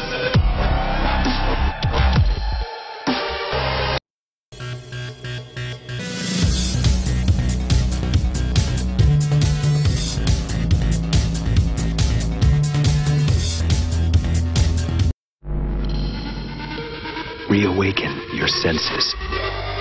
Reignite your passions. Reimagine your experience. Reinforcements have arrived, and together we will gain victorious.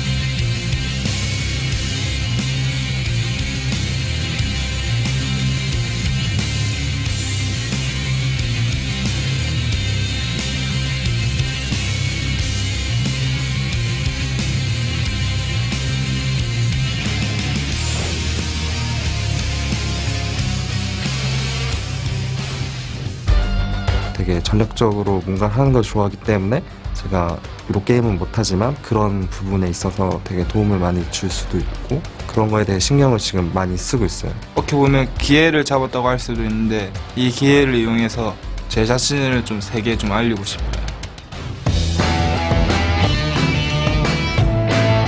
Welcome back to the Season 3 World Championship. That's the one it is. Yes. I was going to say the championship already, but it's the World Championship live from Los Angeles. And thanks for watching. Let's get to it. The second round in this scheduled best-of-3 quarterfinal bout between Korea's Najin Black Sword and Europe's Gambit.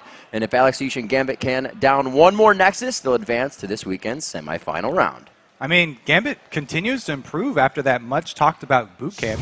They're now one game away from becoming one of the final 4 teams here at Worlds.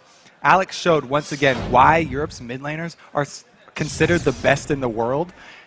He had some huge catches there on his Fizz in that game. And, you know, while the mid laners have been getting all of the love from Europe, their AD carries have actually come up really big today, too, in the quarterfinals. In this matchup, you know, Genja, he didn't die, and he also pulled out some very beautiful sniping shots. Just a few, taking apples off, as I said, from people's heads. It's different because he's played the Varus, as we said, he's played the MF, he's coming out. He didn't build the Triforce on it, so he kind of lied to us saying he build it on every champion. He built the Phage. He did start to build the Phage. I'm sure if the game went another 20 minutes, he'd have a few Triforces. But I like what Mani said, and the way that Watch wasn't used to his full potential in a champion like Nunu. If he's going to be all over the map, be harassment, then you need to give him a champion you can do that on. They didn't actually get too much out of that Nunu. Overall, I don't think they'll return to that strategy. He didn't get you know, a huge impact counter jungle. It was just that flash over and steal away from the Baron. But since he didn't even use Consume to do that, he could have done that on any other jungler. Right. Just flash in and smite. It was a beautiful job. The idea of objective control was absolutely there. Now into picks and bans, Jax again going out of the hands of Expression, but the Kassadin still being looked at as something to be reckoned with. So they banned that out. They banned out Alex's Fizz as well, as he shows it in the tournament. And Shen gets away from Darien. So a lot of what was played in the last game we do not see. So Ari's 2. Okay, so Ari's not up anymore. They're going to lock that in. But there is still Shen. Oh, never mind. Shen's banned. So, we remember in the beginning of last game, Alex was up in CS heavily on Ari. If he wants, he knows how Nagane is going to play that Ari. He doesn't get his Fizz, but he knows that matchup play style already. So he can pretty much be safe with his pick in mid. This is exactly where Alex wants to be from what he says in his interviews.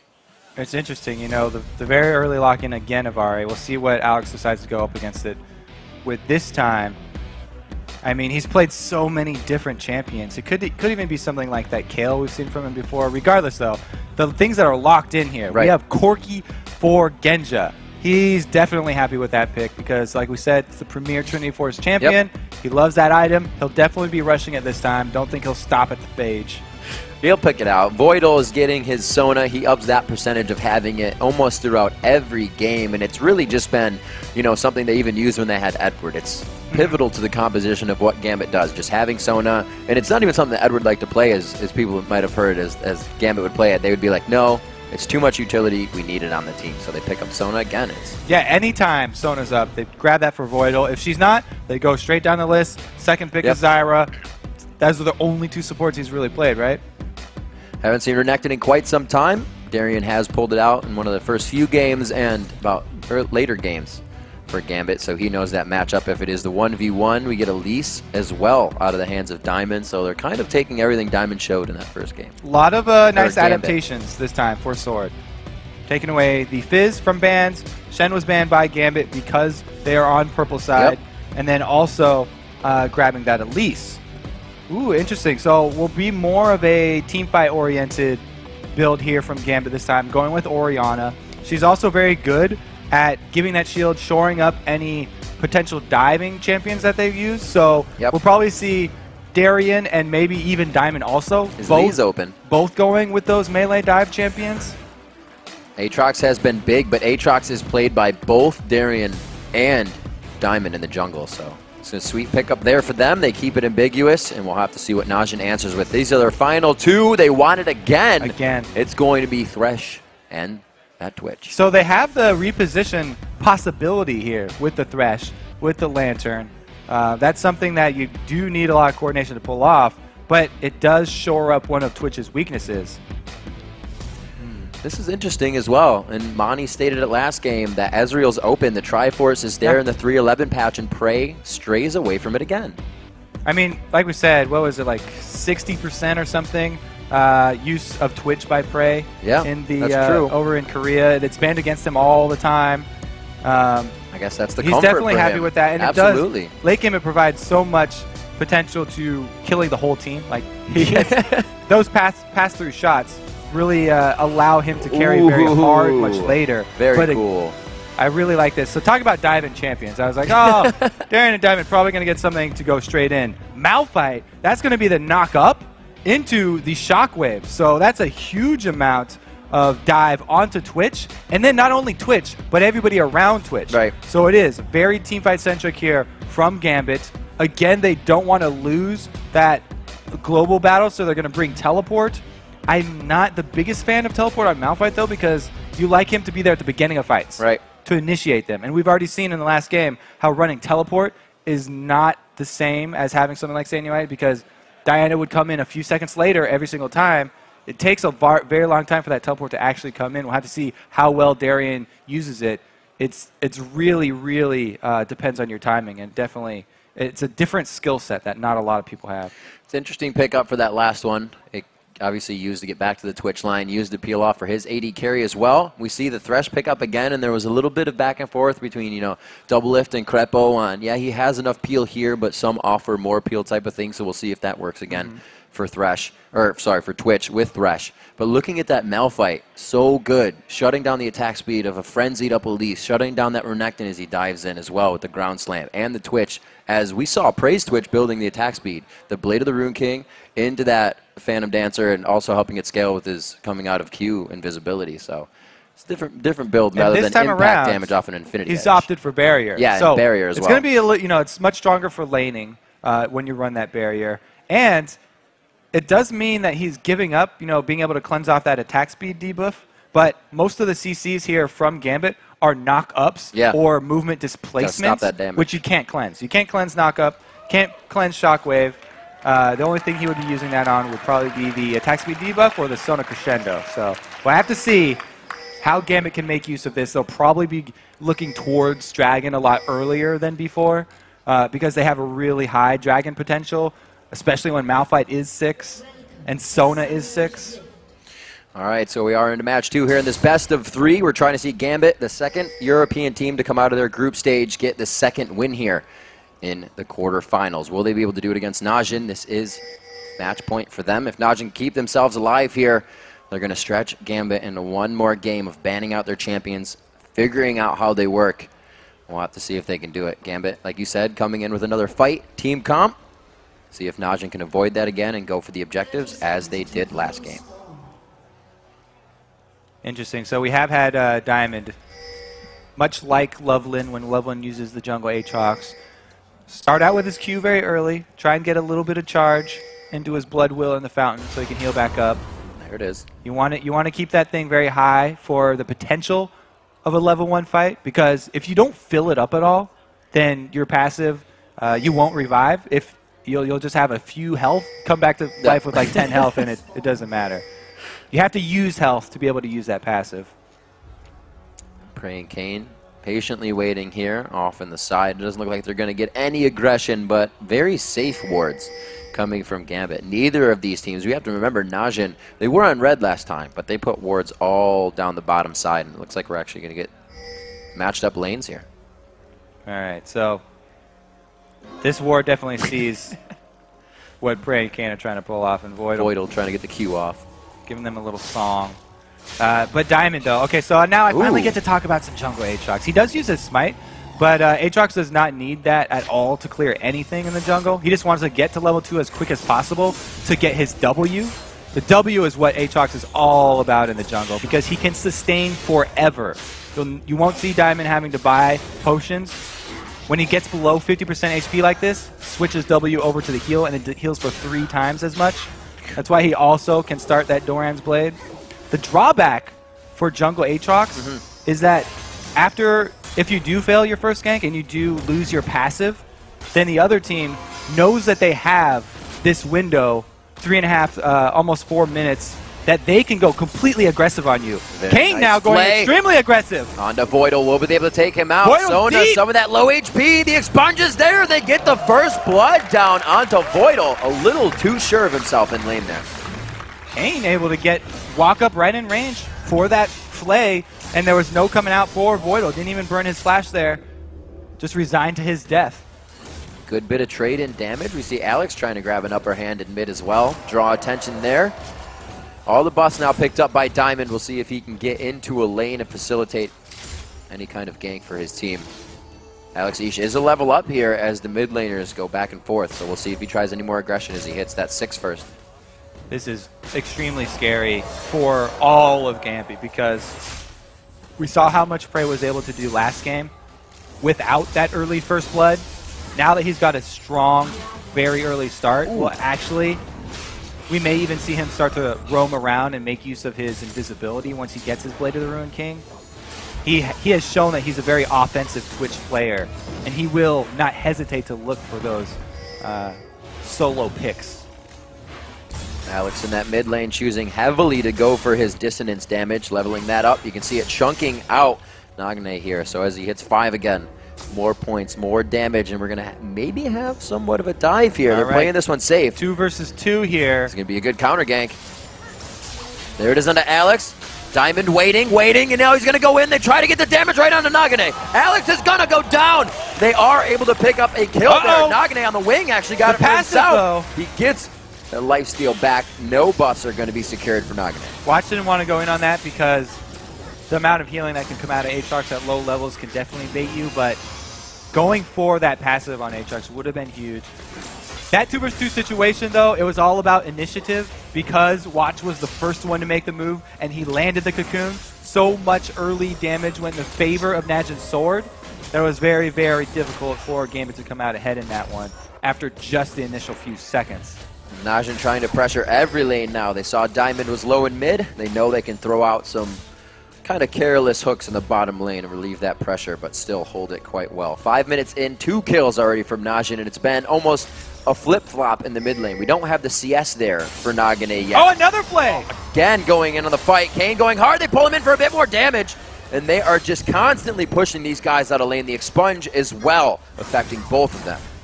Really, really scary for Gambit here. Already this early into the game, they're having so much trouble bottom, they have to call Diamond to try and swing this. Both mid laners have backed.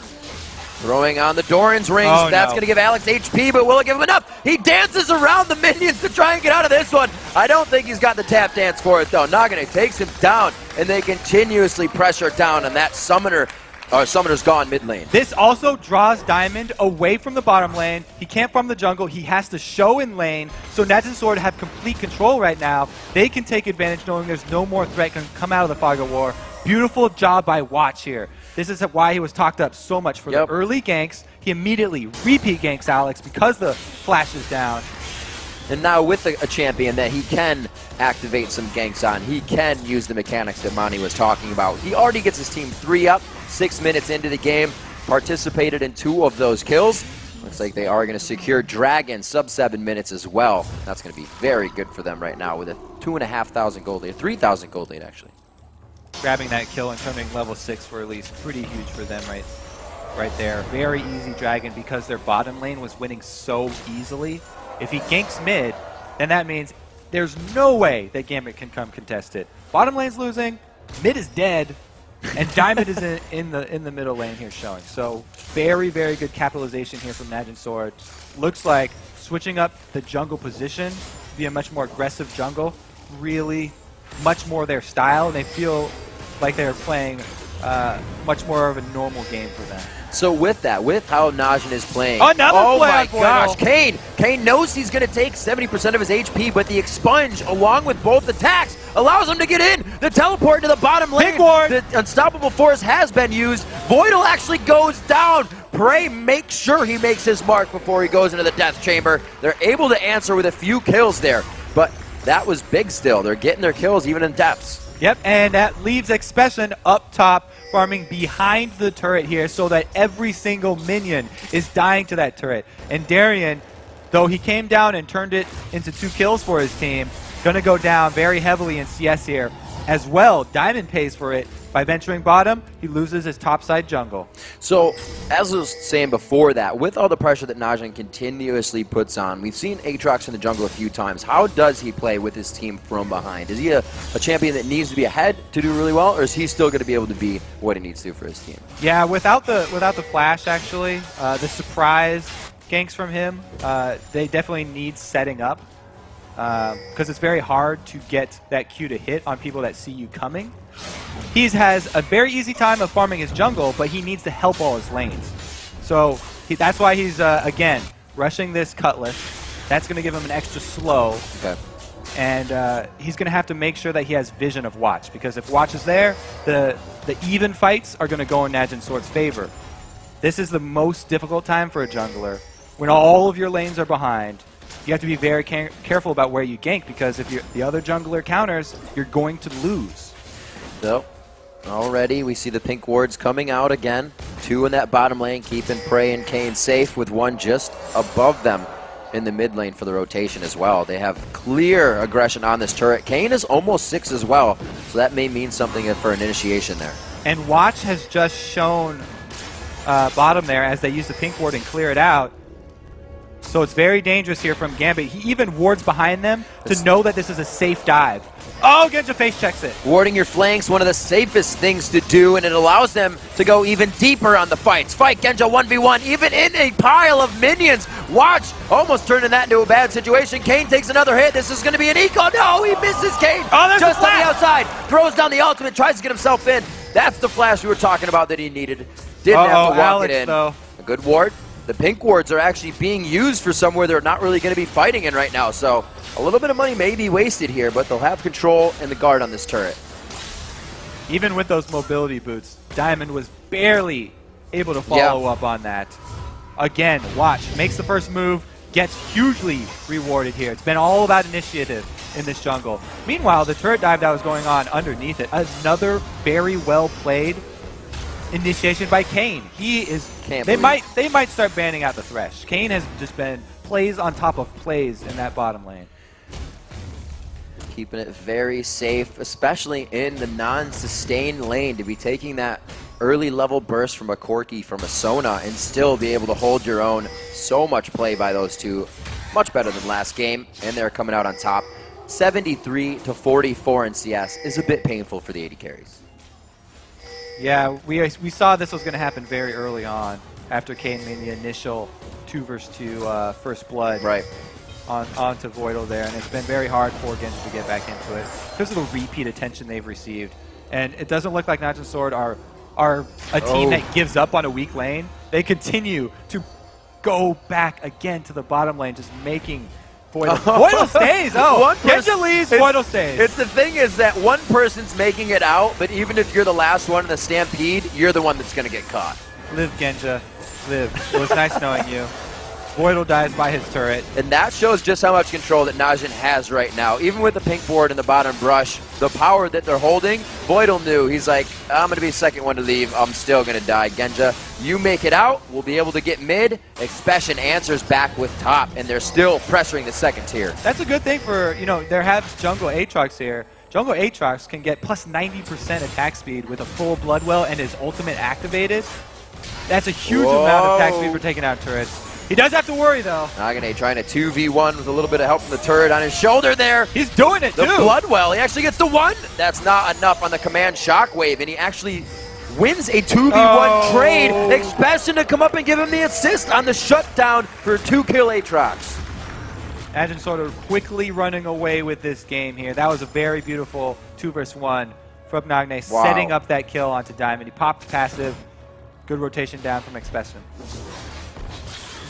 One of the biggest things in League is knowing what you can do in a certain instance. The durability of your champion, Nagane 2v1ing there. Expression, knowing that there was going to be trouble, came down to clean up the kill. It leads to a mid turret now, 4-1 in turrets.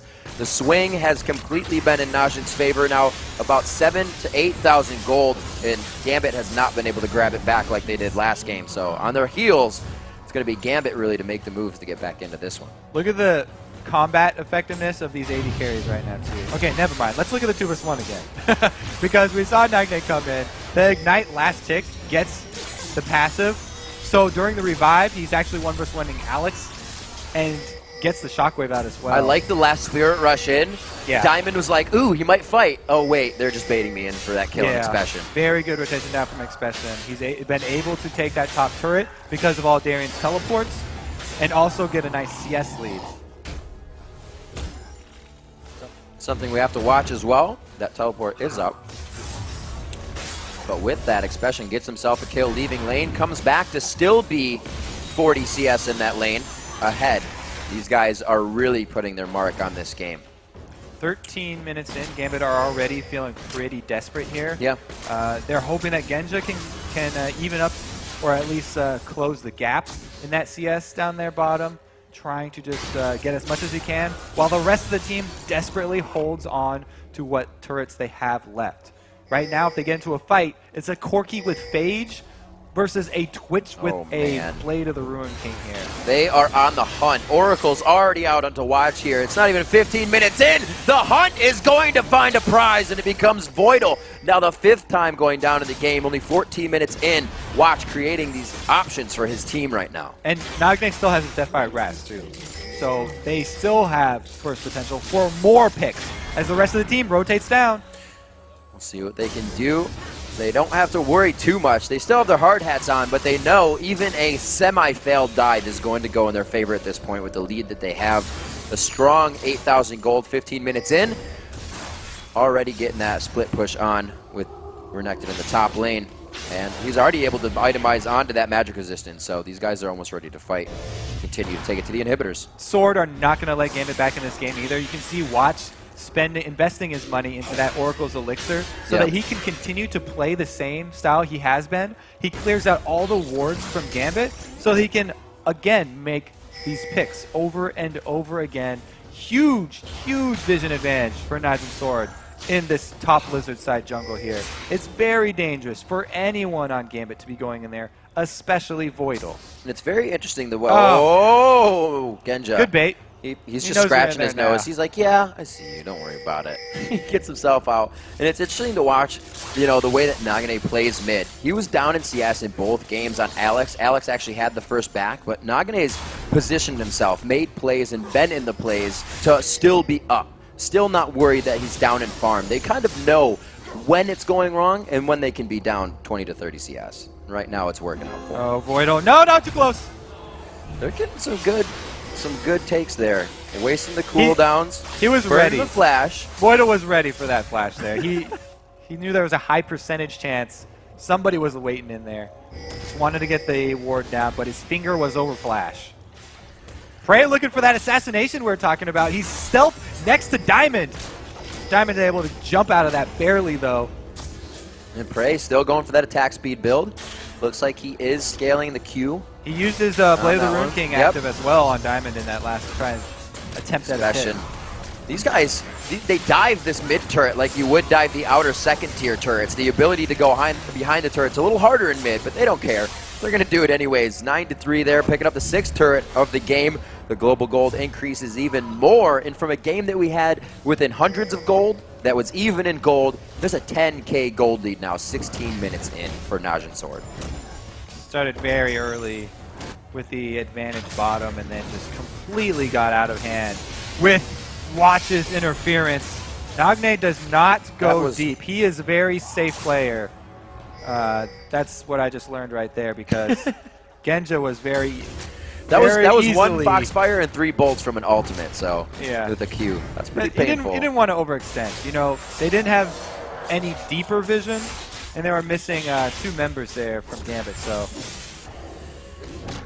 Gambit not in a position to itemize as well as they did last game. We see Genja still building up to that Triforce. The second core item for Phreak almost finished as that critical cloak will come in. He likes to build into the Phantom Dancer, the attack speed twitch that we saw before. Genja with that Phage into a Zeal. 3,000 gold separate these 2 AD carries alone. Yeah, it's definitely a rough game here for Genja. We don't even know if we will see him finish a Trinity Force. It's a big pressure here by Najin. They haven't really dictated any kind of central mid push like we saw in the SKT OMG game. They are definitely still respecting the power that Gambit brings. Orianna, Malphite, Aatrox will change a team fight with a crescendo on the backside that you're looking for. So they're doing this methodically and just surgically taking out everything they can without taking too much damage. The thing is, when you're against a team like Gambit has, who is a huge combo team that relies on the timing with all their ultimates. Oh my word. Stacking all these Unstoppable Force and Crescendo and Shockwave and all that. This is the time to do it. If you're up against a team that won every single lane, it guarantees all those lanes are pushing. The 3-1-1 split push is very easy to pull off. And Najin's Sword just completely overwhelming Gambit here. There's nothing they can do. That's right on. Oh no, he turns on the Sands. Gets back, especially with the ultimate on. He will be all right with Dominus there.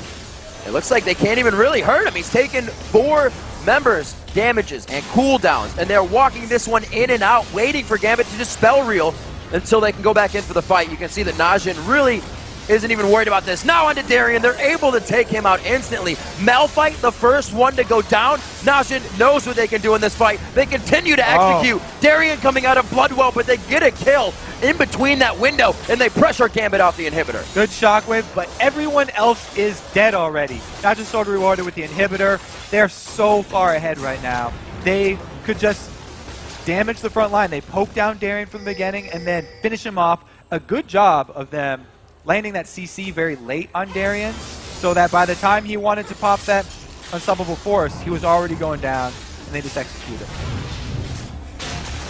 See, goes in quite Look at hard. That flash from Phreak, avoiding Diamond's Q, and after that's done, there's no more initiate here because the stun into Cocoon, Darian is not able to have any amount of time to get an Unstoppable Force off. The charm onto Voidal there was just icing on top of the cake. Diamond goes back in to try and capitalize, but it's over from here.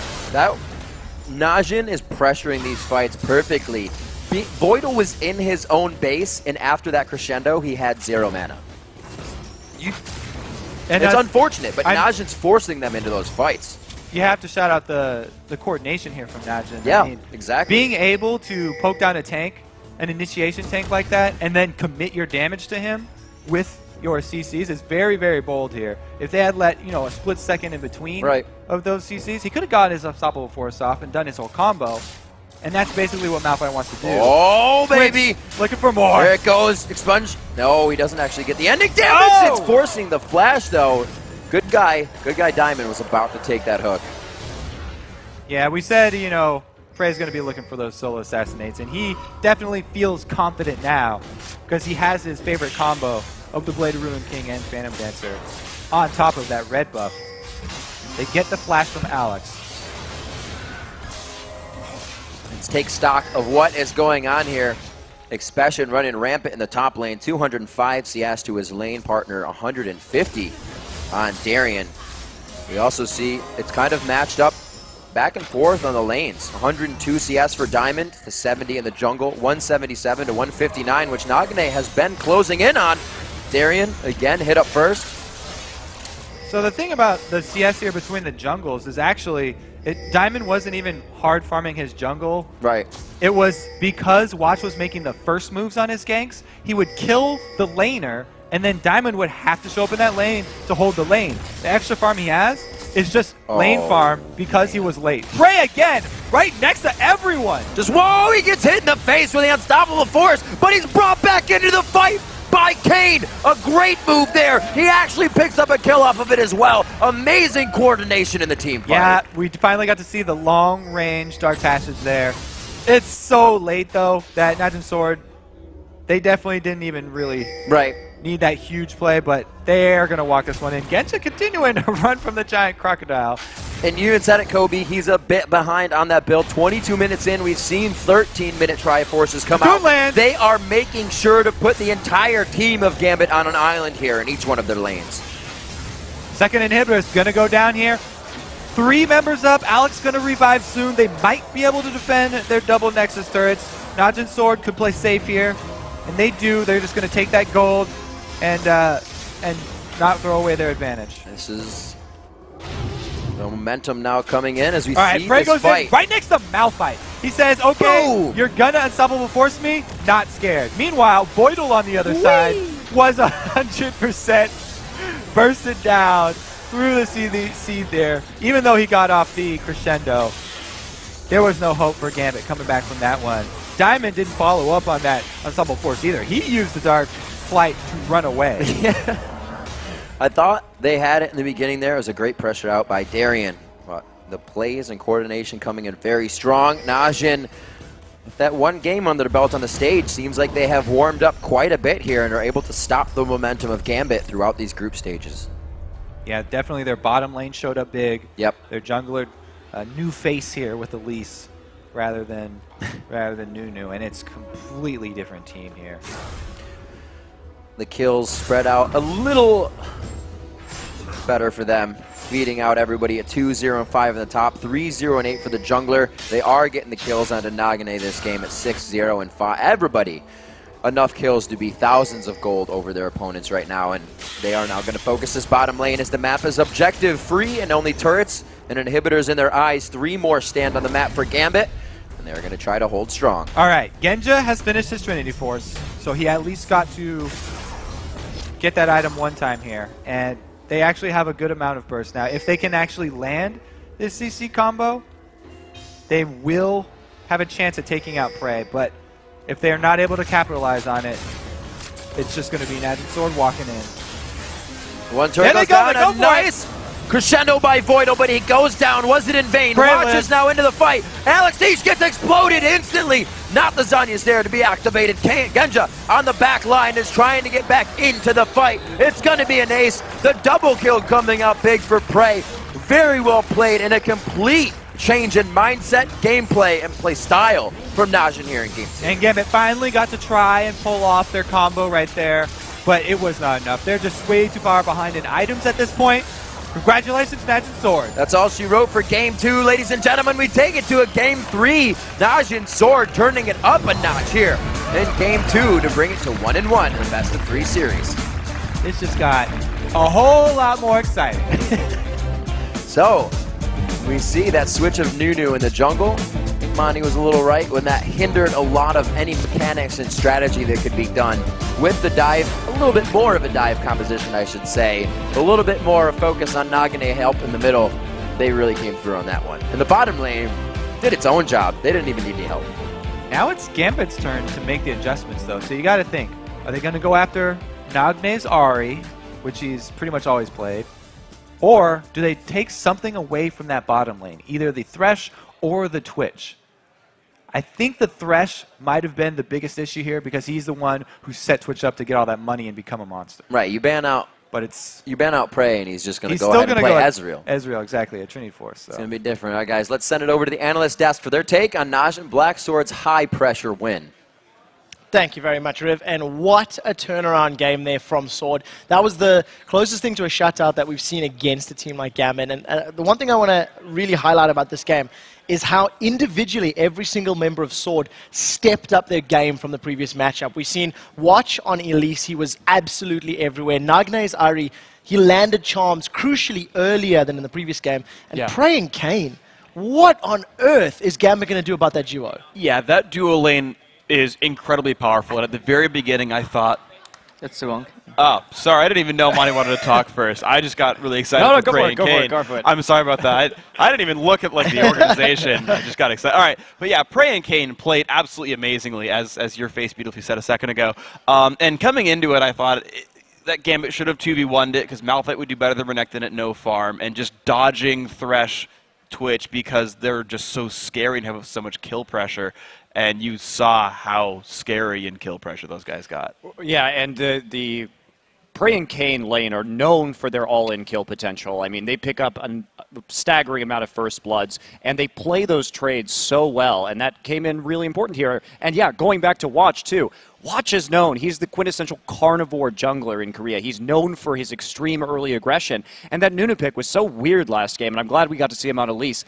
And I also want to point out the difference in styles between the Korean teams. I mean, we've all been criticizing SK Telecom's vulnerability in the early game to these 3v1 dive situations, but Najin Sword is the diving team of Korea. Their motto is do dive. You see the fans have the do dive signs whenever they play.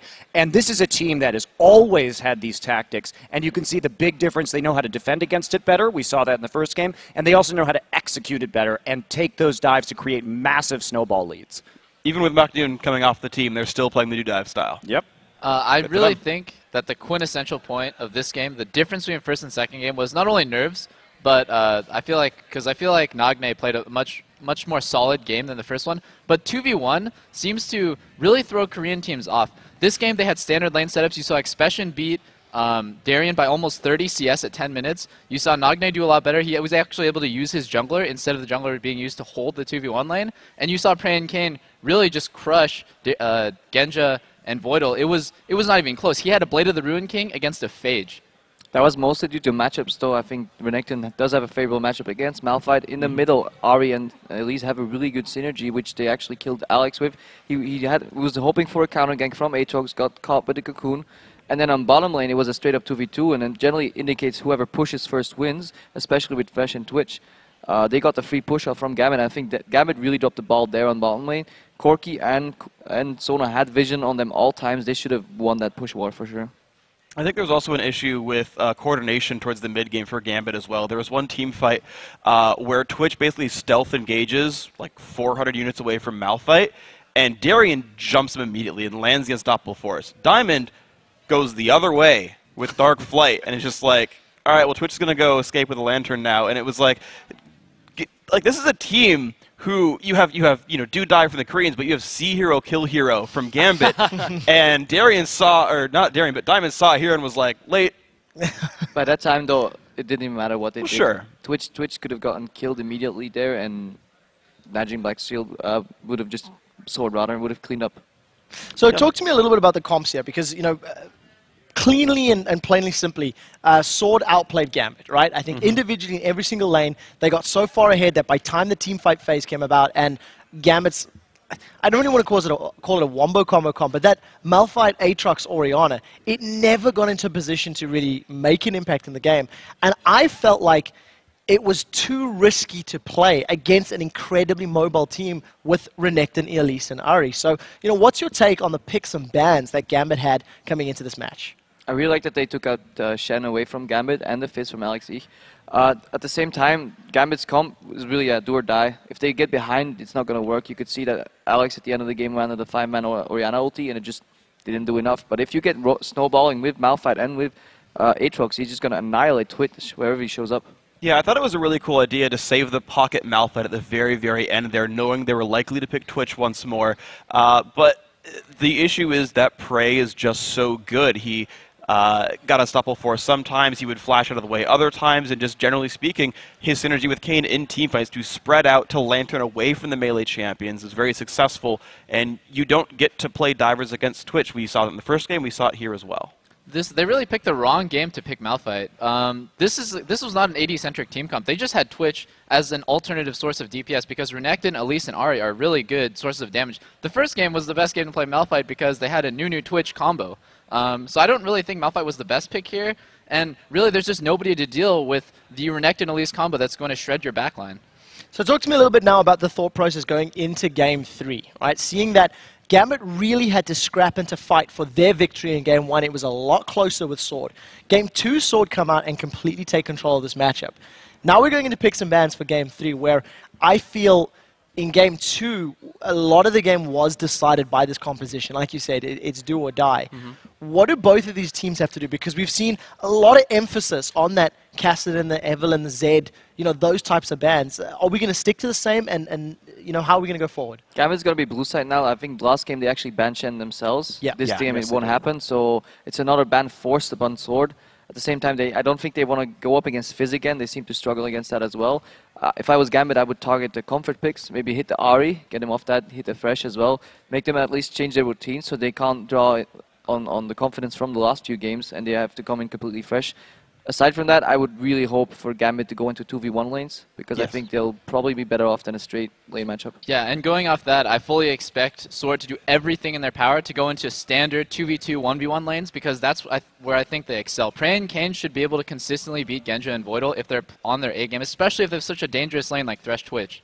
So what do the teams do then coming into this one? Are we going to be seeing those ozone wards that we keep talking about, very deep invade? And also, thinking about the 2v1s, we've seen Genja playing the likes of Kog'Maw over the course of the weekend, and is that a champion that he could fall to try and force a 2v1, get the range? Is he going to play maybe someone safer, stick with a Corki if it's possible? I don't know if there's anything that Gambit could pick straight up that would survive the 2v2 unless they refocused all their bans and removed all the aggressive supports, removed Twitch, and said, all right, we're going to first pick Zyra and try to get lane pressure, but I think that sacrifices too much strategically. As far as champion pick specifically, it really depends on what kind of comp they want to run, but it's really up to their level 1 to get some ward coverage and pick good lanes. If they manage to put a Diamond at the solo lane, starting his jungle pretty safely, that would free up Genja and Voidal to allow them to fast push early. And I think that's really what they need to do. They need to get XP advantage, put the pressure on the enemy bot lane, make sure they're ahead of it in experience, because else they will lose the 2v2 trade that they will be forced upon. I think that the key to Gambit's victory is Alex Jitz getting ahead like he did the first game, but it's going to be really hard if standard lane setups are how they are, because Watch is such an aggressive ganking jungler. He's going to be keeping Alex Jitz down, making sure that Nagne doesn't fall behind. Now talk to me a little bit about Sword and how you've seen them playing Monty, because you've had a little bit more first-hand knowledge with him. We've seen 2 games. Game 1, a little bit questionable, maybe more picks and bans. In Game 2, they definitely bounced back. I mean, Sword is a very inconsistent team, and yes, they lost out in the group stages, but did they ever? And we have 2 games, just like we had in the round robin here in OGN, and they never actually lost both games. They split every one of their games in groups. They just didn't get enough points to get out of those groups. So, it's all big ups and downs, and I didn't know what to think about them coming in here. Game 1, I thought they were very disappointing. They made incredible errors in team fighting positioning. Game 2, they looked nearly perfect, right? So you never know what sword you're going to get from game to game. Very similar with Gambit. We'll have to see. We'll find out which one of these teams is going to secure that 3rd victory. We do have to take a very quick break and mentally prepare ourselves for that Game 3 between Gambit and Najin Black Sword. The winner moves on to the semi-finals. The loser packs their bags and goes home. But first, let's turn up the sound of the game and listen in on Najin Black Sword as they call their punches and win one of those epic fights. 말파 피 없다. 자, 해볼래? 말파 잡겠다. 오케이. 이니빗 가자. 야트로 쏜 거야, 야트로 쏜 거야. 야트로 죽었어. 오 마이 갓. 아프다. 나쁘지 않아. 다 죽여. 오케이. 밀어.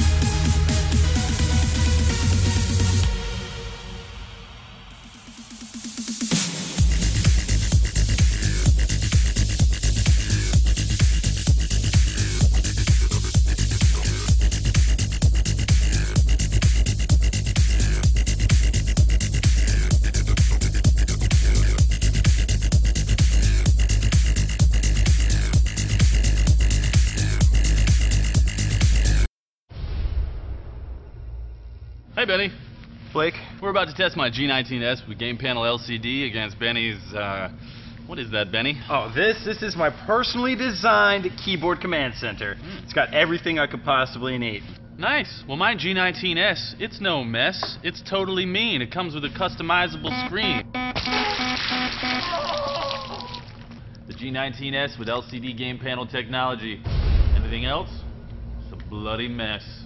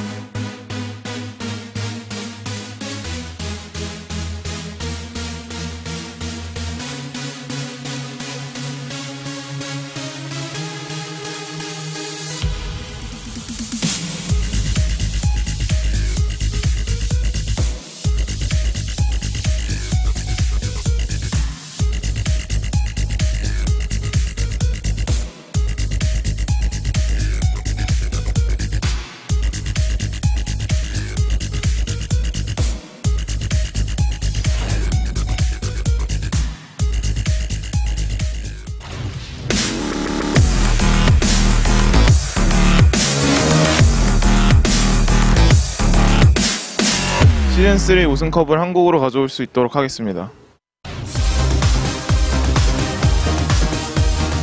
Welcome back to the Season 3 World Championship live from Los Angeles, California. And for the two teams sitting up on the stage, the next match will determine whether their path to the Summoners Cup continues or it hits an abrupt dead end. It's Game 3 between Europe's Gambit and Najin's Black Sword. After dropping Game 1, Najin Sword pushed Gambit around the rift in Game 2. They got 21 kills in only 24 minutes. Guess they're warmed up now. Absolutely. I'd say Nagne and the team was a little more than warm after that performance. All right. Europe's mid laners, you know, they've been getting a lot of praise all day long. But in this last match, Nagne came up bigger than them. With help from his jungler Watch, he was able to control the mid lane against Alex. And that was only his second game on this world stage. He's pretty cool about it. Yep. No big deal. He's enjoying it. He's like, I just got to pretty much win my team the game along with everyone else stepping up. And that's really what came from our analyst desk, is that everybody stepped up that game and they were able to pretty much either win their lane huge with the matchup in that top lane, Renekton and Mal. Just everything they were able to do. And they banned out two and picked one of the champions Gambit used in the first game. So they're just trying to get in their minds. So that top lane, I mean, you got to give Darien credit, though. He had to leave lane with his teleport a couple times. Right. That's where the early CS deficit came in. And then as the game got longer, because he kept leaving and because especially got to stay up there, I mean, Darien, I felt like Darien was the least of Gambit's problems in that game. It's true. It's true. And usually Malphite, not like a Rumble, but Unstoppable Forest is always going to be there. You're always going to be able to affect something in the late game, even if you're down on gold. That's how Malphite works. The bottom lane, though, they have to do something about this bottom lane for Gambit. They got to focus. Absolutely. Maybe a ban down there. They need to change up something because Genja and Voidal are not having a good time. 2 bans down already, and you know, no bot lane influence yet. And now the Elise in both games that we have seen so far gets banned out. Cassidy will not find gameplay. They notice Alex Beach's Fizz as well. So the ban's coming out slowly but surely as the Ahri goes down. Okay, nope. I was thinking Alex might go for a Gragas this game, something in that order. The Orianna is still left up. A lot of people on social media want Alex to get Zed this game, but it's obviously not going to happen. The fans are hoping. That's a hard one to get here at Worlds. A little bit. People don't let Zed through. Shen, however, again, first pick once again for Gambit. Worked out very well for them the first time. That's a very good omen for them that they're able to get it again. But meanwhile, Twitch and Thresh both still available for Najin Sword, as well as whatever Trinity Force AD carry they want to pick. They decided to go for Nagne's mid, though, so we'll finally see another mid champion from Nagne. Very, very excited to see what that will be, because they also have last pick. I thought you meant they picked it. I was like, no way, where? They also have last pick, so they can use that last pick for their mid and try to counter whatever Alex goes with. Eve has been left open. Both Watch and Diamond have that in the champion pool. This is really a good game for Gambit, at least. They don't have to stretch Darien's champion pool too much, which we've seen was pressured last game. He does get his Shen, falling back on that pick very quickly. To see now what Gambit comes out with 30 seconds left. I think that they're trying to take away the Elise, and then also Evelyn is another thing that Watch jungles very heavily, very heavy early influence in those ganks. They're hoping that he'll go back on something like Nunu, but I don't think Najin Sorter will return to that. They'll probably use one of the AD early pressure junglers like Lee Sin or Jarvan, and yes, Riv, you get the gold star today. Nice call. Woo! All right, so we do see the Gragas coming out instead of the Orianna here. A lot of people also were stating that that Thresh play that came out of Kayn last game was really just changing for everything. Was able to start fights. We have it again. So they have Comfort pick in top tier, Triforce pick in general for Prey coming out in the 3.11 patch. And Kayn gets his support. We do finally get to see one of Prey's famed Trinity Force champions. Corki's definitely, in my opinion, the stronger of the two between him and Ezreal. The Nidalee mouths over. That is a very interesting pick because she's actually, if you build her tanky, decent split pusher. And she can get to the point where she can handle a Shen split push. But she cannot join the team fights as quickly as Shen. They are playing with some fire Corki's right not an here. auto attack AD carry. This is going, wow. Okay, so yeah, you're right. They pull this out. This does, obviously you get attack speed out of heal from Nid, you get heal from Blood Boil, you're going to be able to take down turrets quite quickly. She still can pressure those, but they're putting a lot in one basket here. Corki has to use some of his animation frames for his spells, though, that come out. Right. A lot of missiles are threaded in between auto attacks. So if they stack the Nidalee and the Blood Boil attack speed buffs onto Corki, it's not the most efficient, especially if he does build Trinity Force. So I'm really wondering what their final pick is going to be. The Nidalee could be mid, and they could go with a carry for top lane here for Expression. Very interesting. Seeing the Nidalee pick out and come of some of the season, the spring and summer season, but never really here at Worlds. Nidalee was used quite a bit in the spring LCS as a kind of a retort to just having high burst, that Jace that came out and whatnot. You're going to get that half health fight start that really allows you to win, but an interesting composition, like I said. I think too much in one basket because the composition that Gambit brings, one, if you get caught, they can still pick out champions, and they have a great team fight composition. Nidalee is a completely different champion from Ahri. Ahri, assassin base, looking to pick people off. Nidalee, if he builds her AP, is heavy poke. Gragas is already an amazing answer to any team that wants to siege up and poke. Just a one-man answer pretty much. And Diamond's going to have a lot of early presence here on this Evelyn. I'm liking Gambit's chances here because they also have, right now, the global advantage. No teleports here either from Najin Sword. Nagane is no stranger to being on the roam, which is going to be help from Nunu as well. We did see when he was down against Alex Heach's Fizz, he was up in kills down in CS. He makes those plays for himself, so even if he won't be finding it in mid, kill potential. Oh my goodness. The kill potential in mid, there is almost no kill potential for Najin Sword. A Nidalee and a Nunu support, the early level kill potential there is pretty much non-existent. They got to make some moves. So we'll see. Early part of the game, it's actually going to be no invade so far that we've seen. The first game did show that Najin was red, and they warded the heck out of the bottom blue side. We'll see if they go for a repeat on that. We do have Gambit back on blue. That's where they found their win. That's where Najin found their win as well. We'll see if that first pick, first ban, or really just organization of that level 1 strat is what could bring these teams the win. We're about to enter onto the Rift as both teams are ready. We are into the third and final game between Gambit and Najin Black Sword. Europe versus Korea, now to be finalized. Let's see about that 2-versus-2 matchup that all the analysts were putting so much weight on.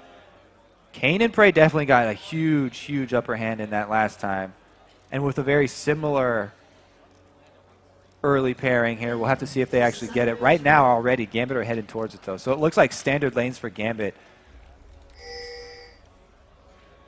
Wow, line of scrimmage from both teams. They are not doing anything dangerous, just spreading themselves out thin, acting as personal sentries to make sure nothing gets by them. No excess of pink wards either here from Najin Sword. So Diamond can have a pretty easy time ganking very early. The bottom lane pink wards are usually used for that side lane bush control when you have Thresh. Meanwhile, Voidal has one of his own, so he could easily set something up along that tri-bush. This is, like you said, a very, very passive early levels here. Looks like both teams are pretty confident then. Yeah, the hard hats are completely on. Both in mid are going to be starting with that Doran's ring, as they know. Yeah. Going back and forth with the fight isn't going to be in their benefit. Italy has 40 AP at level 1. I think she's going Bruiser. Yeah. We'll see That's if those why spears... you're the play-by-play. We'll see if these spears actually really affect the game. Alex can more easily play behind the minions than Nidalee can. She has to get herself out in the open to throw those spears. So he should have a good time in mid, pushing Nidalee back to the turret, and that's actually going to hurt Nagane's roam a little bit here if Alex goes quite hard. This combination of the mid laner and jungler is so perplexing to me because counter jungling relies pretty heavily on your mid laner's ability to collapse and assist you. Nidalee does not have very strong lane presence this early, and I don't think Nunu's going to have much backup if he decides to make any moves early. Very interesting to see how Watch is going to play this one. Have you ever wondered how much level 1 damage Corki does? That is the Phosphorus Bomb auto attack right there. The combo you want to get out if you're playing Corki. Level 2 and 3 allows the other AD carry to really start to answer back, and they're doing it well in the bottom lane. Prey and Kayn taking control again. You can already see what type of game Diamond's planning for, too, on Evelynn. Using the smite on his blue buff means that he's going to hard farm the first full clear of this jungle and come out at least level 4, maybe even level 5 for his first gank. You said it before, Kobe, especially if the lane is up, you can sometimes, that gank goes awry, and that would be 3 people going down. So with those levels, he's definitely given himself the durability to go into a lane such as Corki Thresh if he chooses to. 3 minutes on the clock, not too much action. Like you said, the junglers are going to be keeping themselves safe, trying to get that farm up. Again, Watch is put back onto Nunu, and we will have to see if that hurts the strategies and mechanics that Watch can bring to his team. It's interesting here. Diamond comes in through the side bush because the pink ward was actually used in lane. I called that it was going to be used in side lane. Very, very wrong here. And it might cost Najin's sword. Nunu all the way on the top side. If they get vision of Watch at any point right here, they're instantly going in, but they're waiting for that. If they can get it. Oh, that heal went right into the bush. Whoopsies. So, very smart play by Prey and Kayn on the visuals there. They back off, and Diamond is forced to run out of this situation.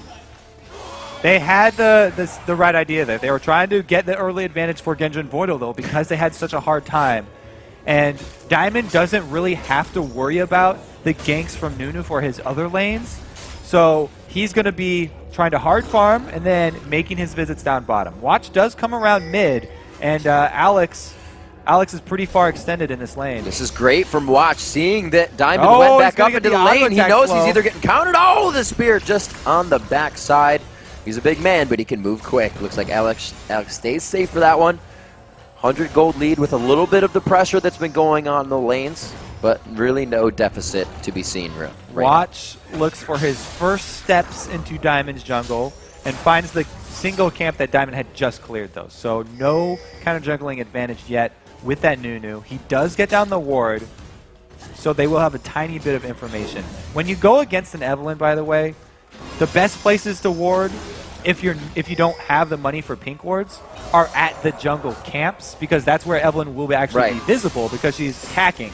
Here we go, some more action down bottom though. Combo from Kayn! On to Voidal, the Ignite is down, there goes the Valkyrie, the 1, the 2, the uppercut coming in. Another play! Kayn grabs first blood a second time in a row. Genja wants to answer, but it's just on the edge. That's the way the cookie crumbles. The flash comes in, the Valkyrie was down. The Acathian surprise, it's not enough to take him down. All right, bottom lane outplay once again. Kayn is just destroying Gambit by himself here. Again, Voidal in the range of that play and then followed up by a beautiful chain from Kayn. Also, the capitalization on that by Prey. He doesn't hesitate to follow up his support. This is great synergy by them. Prey also able to finish this one off. He ends this with 20 HP after the explosion from the Acathian surprise. Bit of a fast forward. coming out huge in the bottom lane. Prey 1-0-1. And again, Prey and Kane coming out huge for their team. Already swaying this one by 1.3 thousand gold. Communication from Nagane in mid. You can see these guys are always communicating in that bottom right portion of the screen. Looks like Nagane is actually being one to make shot calls with Kane right now.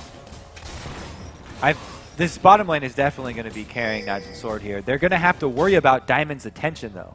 Because they've just got this double kill, Diamond is definitely worried about this Genja lane once again. And they're going to have to buy a lot more pink wards if they want to keep safe.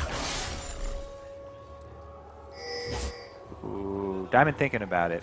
He's creeping. Oh, he is going to go up into the single pink ward Najin Sword actually have.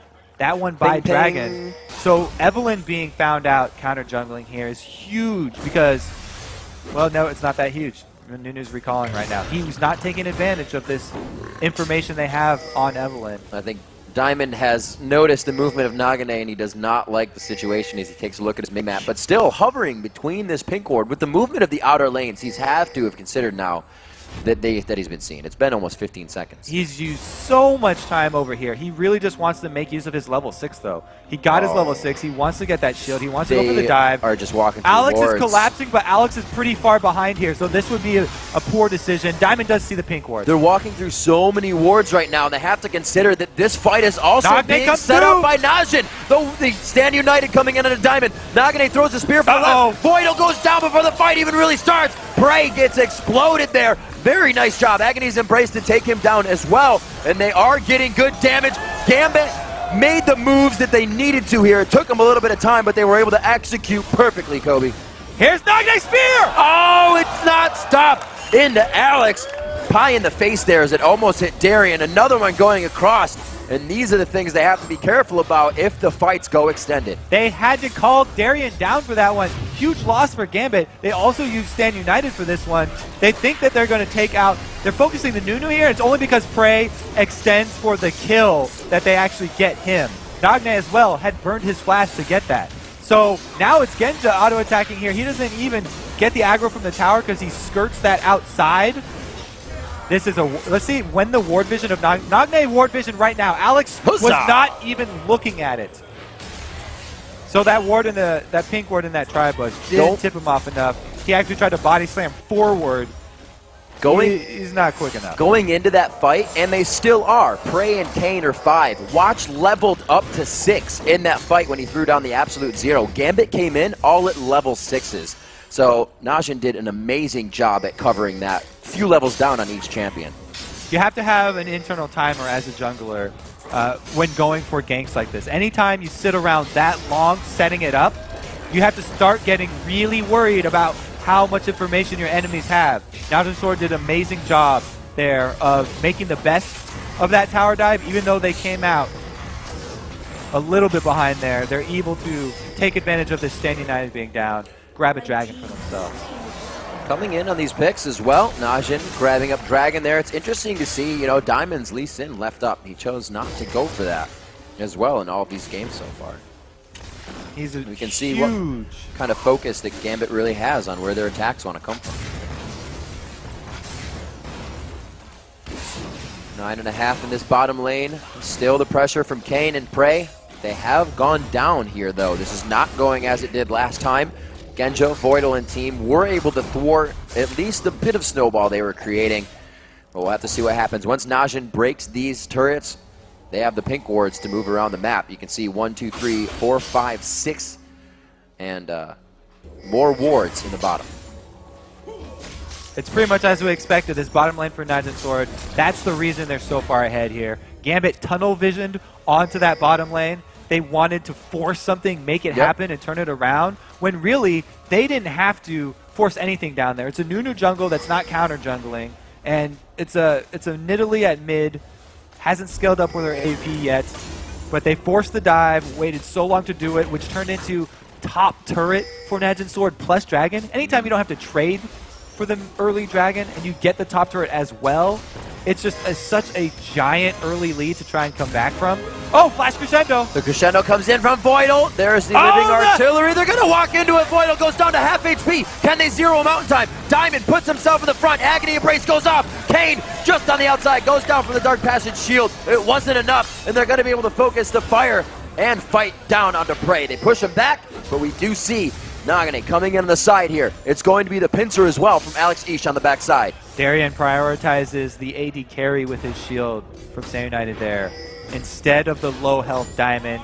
It does end up costing them the jungler's life. And again, as soon as Darien's gone, hard pushing from Expression onto the second turret.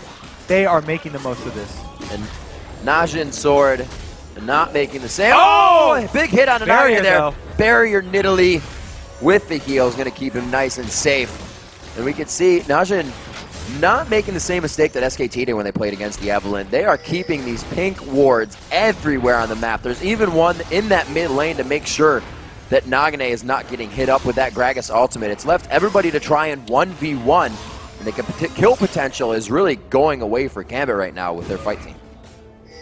Najin sort of aware that all of Gambit's focus has been on that bottom lane, so they just covered that thing in pink wards, and that has enabled them to turn around all these ganks here. Meanwhile, top lane is just being destroyed for Gambit because Darien has to keep leaving. Nagane more than happy to heal up. 2 attacks coming in from Alex Ish. He's doing what he can to be a nuisance. Nobody there to help him though. 99 to 107 on that CS. 74 to 113 as Expression again goes very hard in that top lane and wins his 1v1 so far.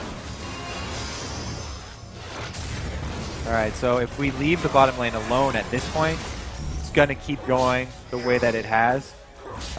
It's not a huge CS discrepancy, and it's not a huge kill differential, but the outplays from Kane have just been there time and again.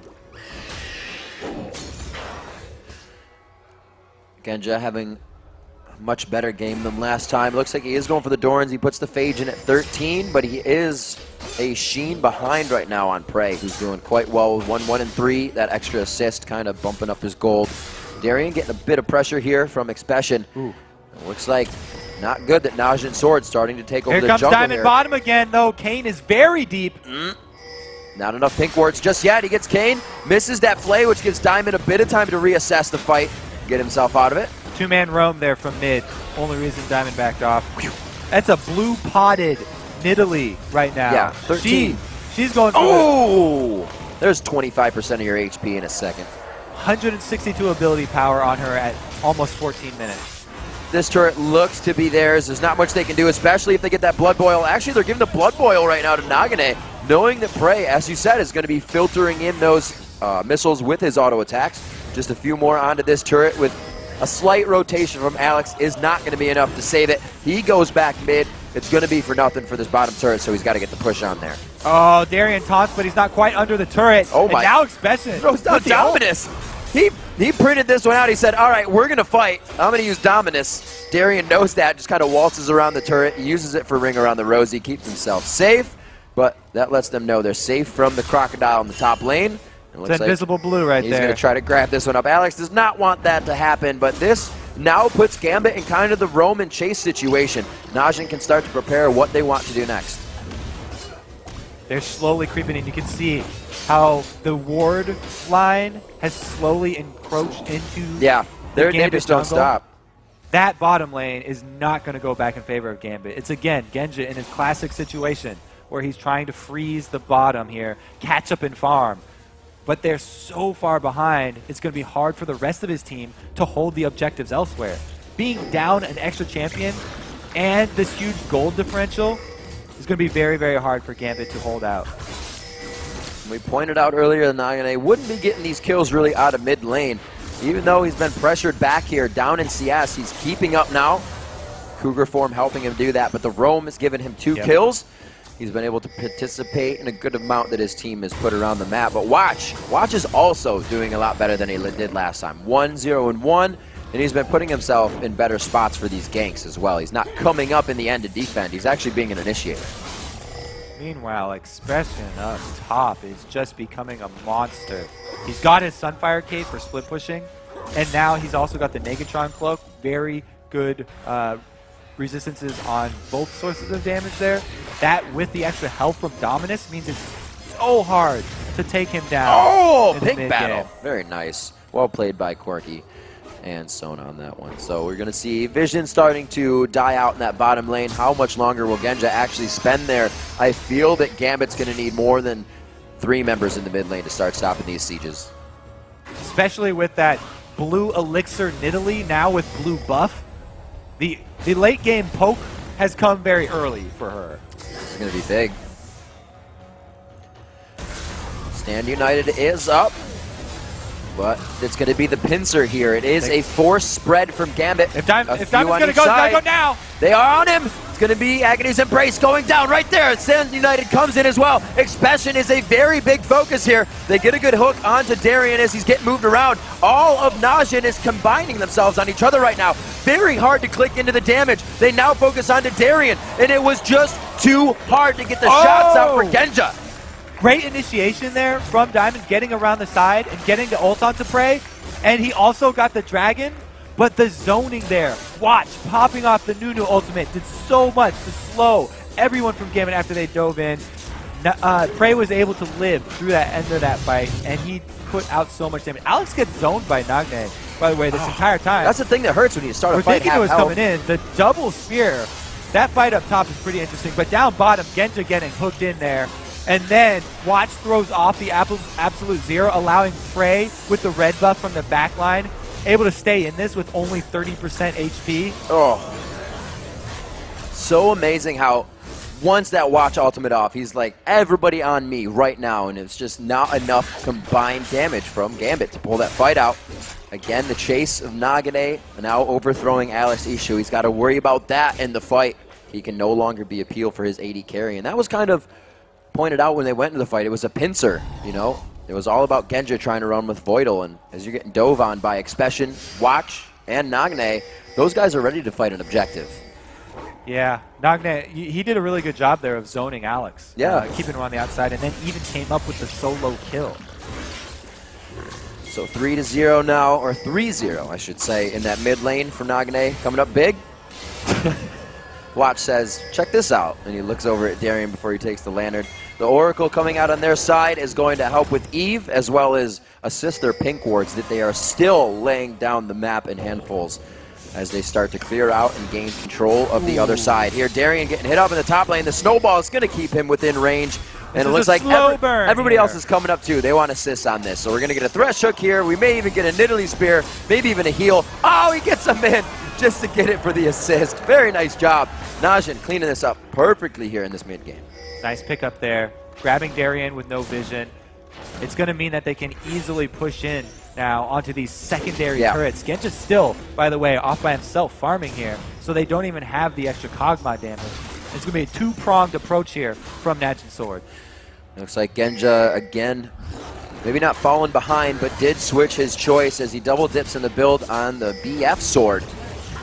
Kog'Maw can get to that late game king carry position, but he is far from it right now, and they're going to need a lot of time in this game. Meanwhile, over at mid, Prey hitting level 11 with those Sork shoes is a tremendous amount of magic damage from his ultimate. The second level of the ultimate, Corky's bombs go up pretty high in damage, 70 extra, and he becomes a poking menace himself. Now, that plus Nagne's spears are just whittling Gambit down, and they don't have enough HP to engage upon. Still clearing out all the wards.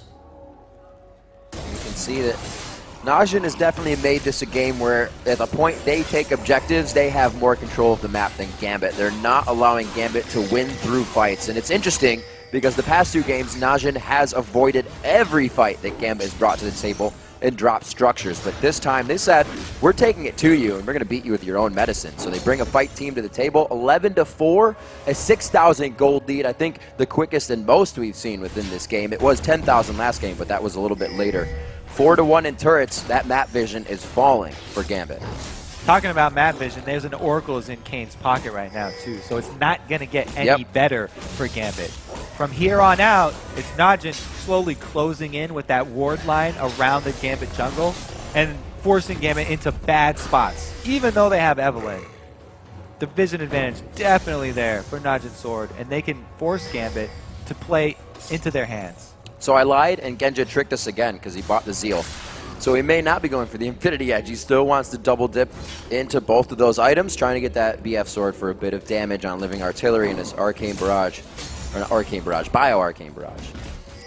So we'll see what they can do with that. Still not trying to activate anything. Alex pushing solo. Everybody back in base trying to get items. Pink Ward's coming out for Voidal on top of the Ruby, but he does not have the Moby boots yet.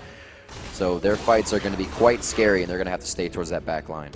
I wonder if there's ever going to be an Aegis of the Legion here for Gambit, because that plus the Sona helps out a whole lot when you're trying to deal with magic damage poke. Prey is actually in a pretty bad spot here. Diamond right in that bush. Oh, there's a Shen ulti onto Diamond. Coming in onto Diamond. Oh, Prey is quite close, but they don't get it. The Valkyrie was too fast. Throwing down the Noodle ultimate. Hits it immediately to get the slowdown. They start dropping onto Alex. Kane is very low, but he is the one they want to go down first. He is all right to go down. They still have enough peel and attack from the outside line. Did Darian just short that taunt? Did he just point blank it? Because that was huge. Prey didn't get locked down. As soon as that happened, easy turnaround. There's the taunt! The crescendo consecutively on top! A great job there. It may have been too much crowd control, but it's enough for the Corki 3-kill shutdown. All right, Darian makes up. He grabs that one. And a good follow-up crescendo there from Voidal as well. They've now taken out the huge source of damage from Najin Sword. That's going to stop this push right in its tracks. Okay, we get another look at it this time. In comes the Shen on top of Diamond.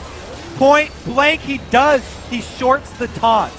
Right there, that could have been a completely different story for Gambit. If they had Prey down at the beginning of this, then Alex coming in right there, they actually might have been able to close out a bigger win for that team and then, you know, turn it into something else like a Dragon to turn this game around. But regardless, they came out with one extra kill, so it's a small victory for them. And also something that is scary about Najin Black Sword right now is they are showing constraint. They're showing when they don't need to go in. They got that one kill. They said we can get more off of this, and they backed off. Knowing they didn't have Prey is a huge factor, so they're not tunneling into these fights, which Gambit really needs them to do right now. Gambit on their heels, trying to go hard on this one. Alex again putting that farm over his safety. He's going to be taken down here, but Diamond, a very good attack. Could get another kill coming into the Prey here. They don't get it, and he is safe to get out. Oh, the spear!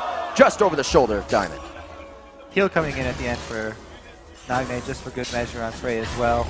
Good job not overextending. They do trade mid laner for support. So at the moment, Najin Sword with a slightly better map control, the map presence in their favor. Oracles has run out on Watch though.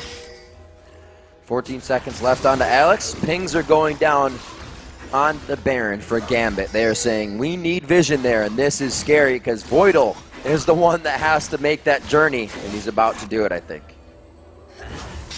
It's so scary as a support going by yourself. He is creeping so slowly, you're just looking on the minimap. Where's he going? Yeah, it's the point where your whole team's like, what the heck? No vision on Baron. Get some vision on Baron. You need an escort, actually, at this point in the game. And you can even see Najin's eyes are on that as well. They saw the ward go over the wall in time, so they have the ping down. They know they will be hatching a ward if they go to Baron. But right now, their focus is down here in the bottom. They want to be able to damage, hurt, maim, do anything they can to Gambit before they take that objective. Like I said, they're using Gambit, their own strategy against them, and just fighting, always. They're going to try and poke him down here with the missiles plus spears. Prey again with a red buff. They just put so much power onto Prey, and he carries extremely well. One of those things, Alex could have walked right into range of Expression there. Fire, Sunfire Cape damage, turret aggro, back out, just get a little bit of mind games on him, but they're playing very Diamond very is looking safe. to come around the back, but he's been spotted by the pink ward coverage. He comes Alex in. eats it. A very nice ultimate. Diamond and Darian both get hit up as Darian came in before the absolute zero pop. Diamond taking damage. 1, 2, 3. Prey gives him the combo. They're going to continue now. Darian very low on the health, but they don't have the gap closed. They slow down for now. They look for the turret. Watch single-handedly foils that entire attempt by Gambit. He pops off the absolute zero as Diamond tries to come in. Didn't have the W active to try and get through it. Diamond tries to back out. Darian goes in. Great split there from Najin Sword. Watch comes up huge. And you can see the type of impact Nagne is trying to create with Nidalee. Void Staff and the Athene's Unholy Grail. He instantly wants that to hurt. Boom! Right in Genji's face. One or two of those, and you can't fight anything. That's why they keep choosing Nunu. The zoning potential there with the absolute It worked zero. this time, right? It worked this time. a crazy sway to this game. Najin finding 2 games in a row, a 10,000 gold lead now over Gambit. They have completely turned it on. The one game that they lost was the game they needed to warm up on the main stage here at Worlds, and it looks like the train isn't stopping for them. They are able to take away the red buff and litter both sides of the jungle in wards. So now, with this almost 10 gold, 10k gold. Yeah. Well, 10 gold! They are almost 10 gold ahead, Riv! Explore Awards for the win. Get it. We'll have to see what they can do. Gambit, not completely out of this one. Alex in his interview said, there are games when we know we shouldn't win that we're able to win. It happened here at the Championship Forum. They were able to come back on Vulcan in their game, and they are waiting, bated breath, for that to happen. But Najin, not even on the brink of making one of those mistakes right now. So Gambit is really going to have to create some of their own impact plays here quite soon. Yeah, with Najin's team right here, they're going to play the siege game. They siege up and they just try and poke you down. So it's up to Gambit to take the initiative and make the first move here. Last time, they totally got stopped by Watch there, popping off the absolute zero.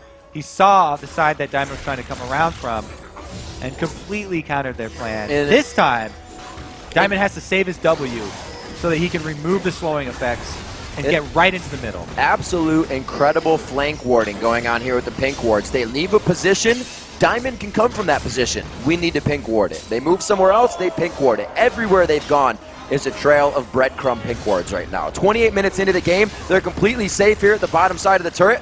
They know that Diamond is actually in that group, and they have 2 pink wards to keep themselves safe even in the bush right there. Both just placed down. It has been a while since we've seen a poke comp here played out like this. Oh my gosh, even Darian is taking hits that don't let them fight. This turret is going to be theirs. Alex just dodging out onto that one. Genja trying to come in and thwart off what was happening on the left side, but a turret goes in favor of Najin's sword. They really have this in their favor.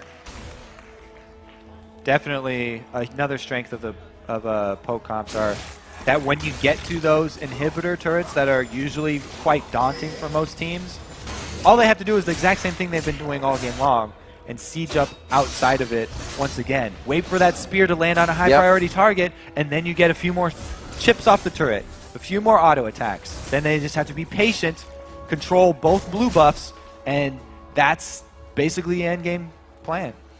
A lot of what Gambit brought to the table in their first 2 games would be perfect for this composition that Najin has. But Najin making sure they banned all that out or picked it. That Elise is gone. Best thing for a poke comp is a dive comp, but the only thing they got there, Genja poking back and Alex poking back. They don't have the dive comp they need. Well, Alex, with that Gragas, what I was talking about in Champion Select, how it's good against a Nidalee here in this sort of poke comp, is that if he lands a good ultimate, if there's any misstep in positioning from Najin's sword, then that acts as your hard initiate, because that Gragas ult knocking someone into your team allows Darian to go in with that flash taunt, and that's the hard initiate that they wait for. They're hoping for a really strong ultimate from Alex. Najin on their toes and definitely waiting for that. Trying to get some wards out here as well as clear wards. You see Expression taking Dark Passage just above near Baron as they position themselves. Oh my word. And Spear taking half the HP from Diamond. He is not working with any home guard boots as well, so he is stuck with the amount of HP he's bringing to this fight here, except for what he takes off of these golems if he has any vamp. Gambit trying to play to their strengths here. They have Darian down bottom split pushing. Right now, they can hope to delay Najin's sword at this Baron. That would be best for them. If they could get Alex over there very quickly, then they could... that's burning down so fast! Well, he's going on the reds. Alex East is trying to get himself on the side to take this with explosive exploding cast. Can he get there in time? They don't have it. It's going to be Prey over the wall, but he's by himself, and it actually is enough to pressure out Alex and team. Darian is watching for the Stand United here, but doing what he can to pressure the bottom lane with a Sunfire. Will Gambit decide to head down there with him, or will they decide to try and hold off this mid lane? Darian probably going to have to start running, because he doesn't want to let any of this team catch up to them. They're actually quite good at chasing people down with the Blood Boil and the Nunu slows. Blood Boil, 2 Moby boots coming out. You got 1 on Kane, 1 on Watch. We have the chase here. I thought that Prey he is actually going hard. He's just going for the minions though. I thought he was trying to stop the back and start a fight for himself. It's been what Najin has actually turned to this game. Now 11.3 thousand gold in the lead. 6-1 in turrets right now means map vision is also being dwindled down here for Gambit. They sit with the inhibitor turrets down. At least the waves right now for them pushed up to the river, so they have some time to recoup and see what they can do. Another small ray of hope for Gambit. They've gotten the blue buff onto Alex. And since Alex has the combo of Death Cap and Void Staff, his ultimate does pack a very strong punch here. So they have a little bit of hope as long as he can land one of those game-changing ultis. Someone like Nagne or someone like Prey Arcane are low enough HP that they could actually be bursted down if Alex gets one of those ults. Definitely going to go back and watch this game because I don't know if there has been a moment when a pink ward has died and there has been another pink ward on the map here for Najin. There has to be like 5,000 gold spent in pink wards right now. That's what you have to do when you get ahead versus an Evelyn team is litter the map with pink wards. They're just dodging out spears right now. Nagne is putting these spot on, threading each needle that he has to, and it's making them have to reposition and dodge. They're trying to guard this turret. Darian's out in front, still getting harassed himself, and they're going to be able to take at least 65% of health off that turret with a full Gambit team there. It's exactly what we talked about. You throw out a spear, you get one target, that's another few hits on the turret. Yeah. You get a Sheen proc, that's a huge chunk out of the turret. Nagne has been perma blue elixired since about 12 minutes into this game. Oh, almost hitting Voidal on the backside. You got to be careful whenever he dodges that spear. If you're still in the way, you're going to take it to the face, Kenja. That hurt. 14-7 on the scoreboard. The gold is showing you the damage that Najin is able to put out right now. The first inhibitor turret to fall now at 32 minutes into the game. If they can get the last shots, it looks like Expression has had enough. He puts himself in the fire, and it looks like it's going to be enough to cool off the inhibitor turret. Now they do the exact same thing at the inhibitor. They've got Baron buff regen. Don't see them backing off anytime soon. Only getting the waves, dodging out perfectly. Nagane's now out of mana. They have to be careful on this one, but they do have that Baron buff regen on them. They're going to be able to have enough pressure for the inhibitor and make their way out, but that was almost completely unanswered from Gambit. Diamond cannot go in here. He keeps getting speared in the eyes, and he got chunked out so low before that, there was no possibility of initiate for Gambit. See what they're trying to itemize into. You can see Diamond not going for auras for the team, not going for anything else, but we need to win these fights with damage that they are not expecting. The Warmog's now coming out into Darian. He's able to take those Nidalee spears now. He had to itemize into that health. The magic resistance really wasn't going to help too much. It is looking quite grim for the second European team here today. Genja got big. It could be an impact, but he's matching the items now, and even a Last Whisper Negatron cloak behind here. Genja made me big. Prey is bigger. Yep.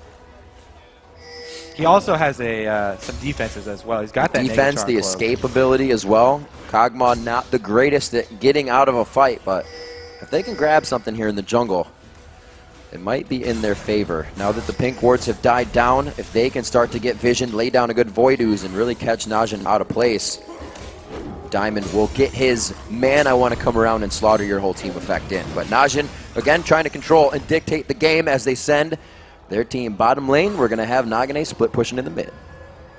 The next inhibitor turret team fight is going to decide the end here for Gambit. One inhibitor they can actually deal with because Darian can split push, Stand United available. But two inhibitors against this poke comp is pretty much a death sentence.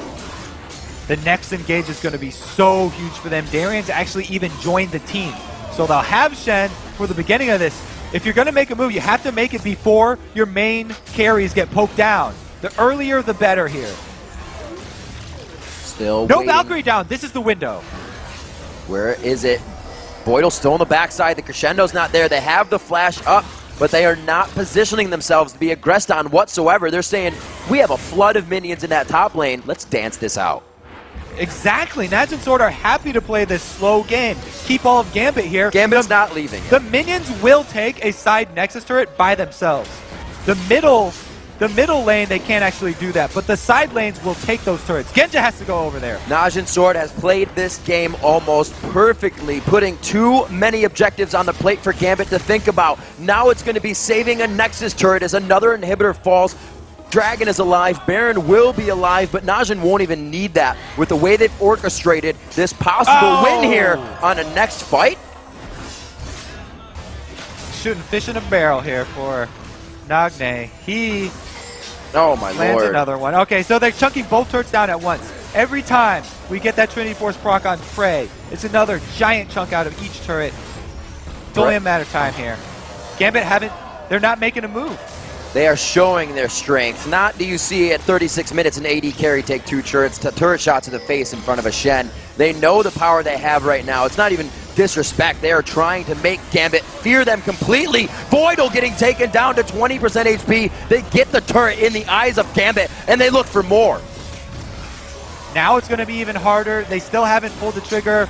Gambit just walking back and forth here. Now the back lines both at 50%.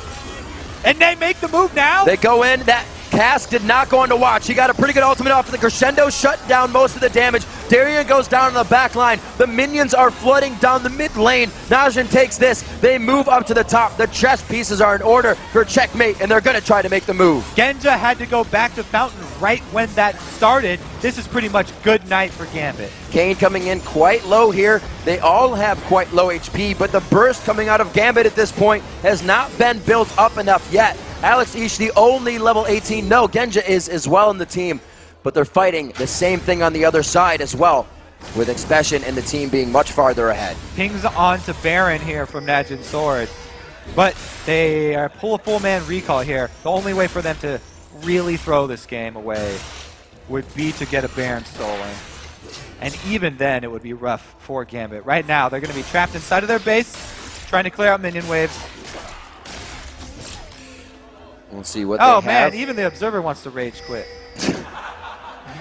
We can see how much farther ahead these guys are. Expression now putting the Thornmail into his build. Not exactly an item. You say, that'll be my third one. He can put a little extra gold into itemizing to even get back at his opponents. One turret down for Gambit. The global presence here just has not been there. Yellow pings firing off really quick there as soon as they aggro the Baron. Like I said, we've seen these guys. They don't tunnel. They know and hold themselves back.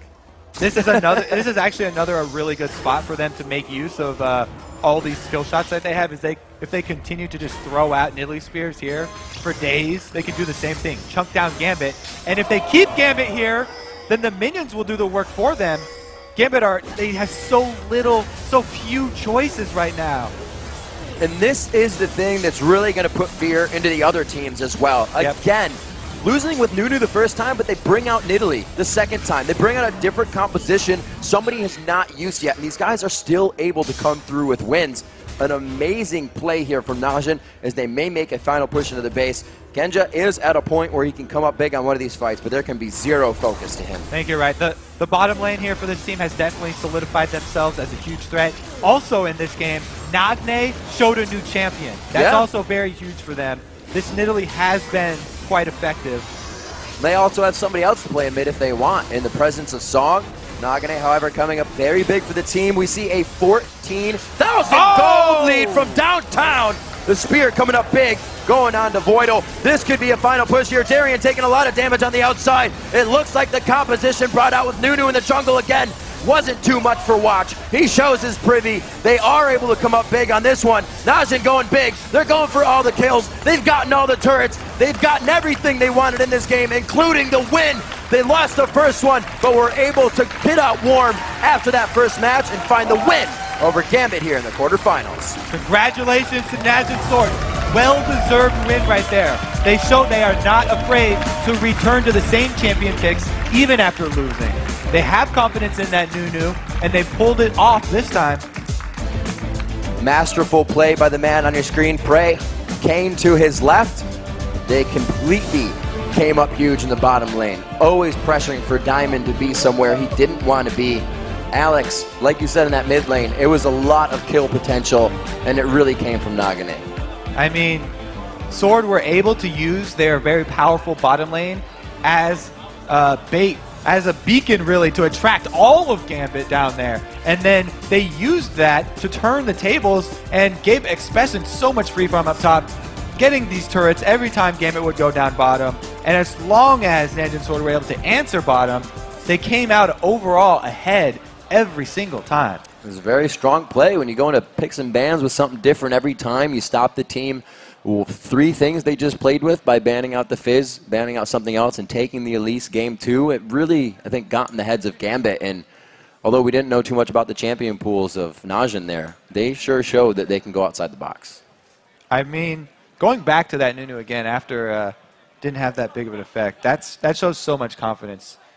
And I think it really plays into their playstyle of having Phreak be that mid-game carry for them and late-game extreme hard carry. And the things we thought they were going to see, I mean, it's their choice to pick what champions they want to play, but we were like, yeah, praise Ezreal. It's going to be huge. Hasn't been seen in this tournament. He went with Corki that game, and then we questioned the Blood Boil on Corki as well. You're like, wait, he's got the missiles, but it worked out. They were able to use it on Nidalee more than not and kind of just make it happen in their own way. Yeah, that one play where Watch zoned out Diamond from Diamond's flank with the Stand United coming in. Stand United completely foiling Darren, Real completely good. foiling Diamond. That, to me, was really a game-changing team fight.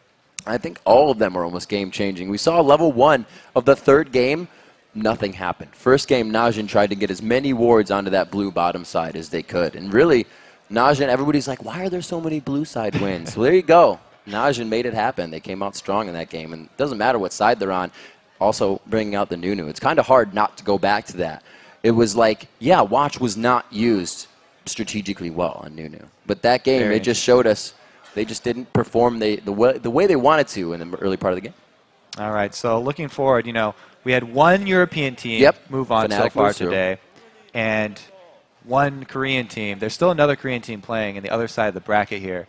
SKT1 will be going up against Gamma Bears. That's going to be interesting because in that match, it's Gamma Bears who are the one that nobody has any information on. They're the ones with all this unpredictability like Najin Sword had here. It worked out for Najin. We'll have to see if Gamma Bears can actually make use. So I think this was a bit of a learning experience for everyone. And I'll see what Najin Black Sword has to put on the table. And I think it was a bit of, not a wake-up for Gambit, but for all of these teams to think, we're warmed up and we're ready to go, and be surprised by a team that hasn't played on the stage yet is a little scary, I bet, for some as well. Because you don't know what to expect, and it definitely mattered in that game. Right. Before this, everyone was like, oh, I don't know, 50-50. Is Najin Sword scary? Don't know yet. Now the answer is yes. Absolutely scary as well, because how many people are now going to be considering, probably not impressionable on the Nunu pick, but the fact that they can do that. Who's going to ban out Nunu? They're not going to ban out Watch on Nunu because it wasn't the game changer, but it's something they can play to help other people change the game. And that's when it becomes really scary picks, when things are working that you don't initially want to ban out.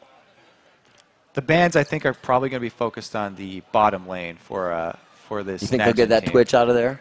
Yeah. Well, the Thresh, I think, is huge. More than the Twitch, though? Tricky. I'm going to hold you to it. No, I'm just kidding. All right, guys, we're going to send it down to the main stage where Shox is standing by with a member of the semi-final bound Najin Black Sword. Thank you very much, Rivington. I'm joined on stage by AD Carry Phreak. Congratulations, first off. And I'd like to ask you about that game 1. Was it the nerves that got the better of you guys being on this stage for the first time? 안녕하세요, 프레이 선수. 일단 그 승리를 축하드리고요. 첫 번째 경기부터 질문을 드릴게요. 첫 번째 경기에서 이게 첫 경기다 보니까 좀 긴장을 하셨나요? 이게 오랜만에 큰 무대에서 하는 거라서 좀 많이 긴장됐어요. Yeah, this bigger stage, it's been a while for us, so yeah, we were nervous a bit. Okay, but then from that game on, game 2 and 3 specifically, I saw that the bot lane really stepped up. What was your impression of Gambit's bottom lane? 첫 번째 경기 다음에는 그 봇 듀오가 정말로 잘해주셨는데요. 두 번째, 세 번째 경기에서 그 갬빗의 봇 듀오에 대한 인상은 어떠신지요? 이게 첫 경기는 라인 수업 때문에 라인전을 잘 못했는데 이 경기 때 라인전을 해보니까 생각보다 쉬워서 3경기도 좀 어떻게든 라인전을 2대를 맨 처음부터 하려고 했더니 좀 쉽게 풀린 것 같아요. The first game was difficult for us due to the lane swapping. The second game we didn't lane swap and we went 2 versus 2 and we did pretty well. So third game we tried to do the same thing and I think that kind of worked well for us. Absolutely, clenching a victory here. Can you fill us in a little bit as what evolution the team has gone through after winning OGN Winter and then dropping out later in the OGN tournaments. What has been the road to here? 그 윈터를 우승을 하신 다음에 그 조별 예선에서 탈락을 하시고 다시 여기까지 진출을 하셨잖아요. 그 동안에 팀이 어떻게 진화했는지에 대해서 좀 말씀해 주시죠. 저희가 좀 성적이 많이 부진했기 때문에 빨리 탈락을 했으므로 좀 준비했던 시간이 정말 많은 것 같아요. 그래서 이번 롤드컵은 다른 팀보다 좀 많이 유리하지 않나 싶습니다. We didn't do too well, so we disqualified kind of early. So we had ample time to prepare and train. So I believe we are at an advantage since we had so much time to prepare for this World Championship. Yeah, you're certainly looking strong now. You will be meeting SK Telecom T1 or the Gamma Bears in the semifinal. One of those teams you know very well. Who do you think is going to be your opponent there, and how do you think it's going to go? 이제 4강에 진출하셨는데 4강에서 SK텔레콤 T1 또는 가마베어즈를 만나게 되셨는데요. SK텔레콤은 잘 아시고 가마베어즈 그 두 팀에 대해서 어떻게 생각을 하시는지요? 일단 SKT 팀은 저희가 한국에 있을 때 좀 많이 스크림을 연습을 했기 때문에 좀 많이 만나고 싶지 않는 상대고요. 가마니아웨어스는 아직 저희가 정보가 없기 때문에 좀 무서운 팀인 것 같아요. For SKT1, we scrimmed a lot against them in Korea, so they're definitely not a team that we want to meet. But Gamma Bears, we don't have much information on them, so we're afraid and we kind of don't want to meet them also. You'd rather just go to finals. Well, but anyway, congratulations. Great performance here.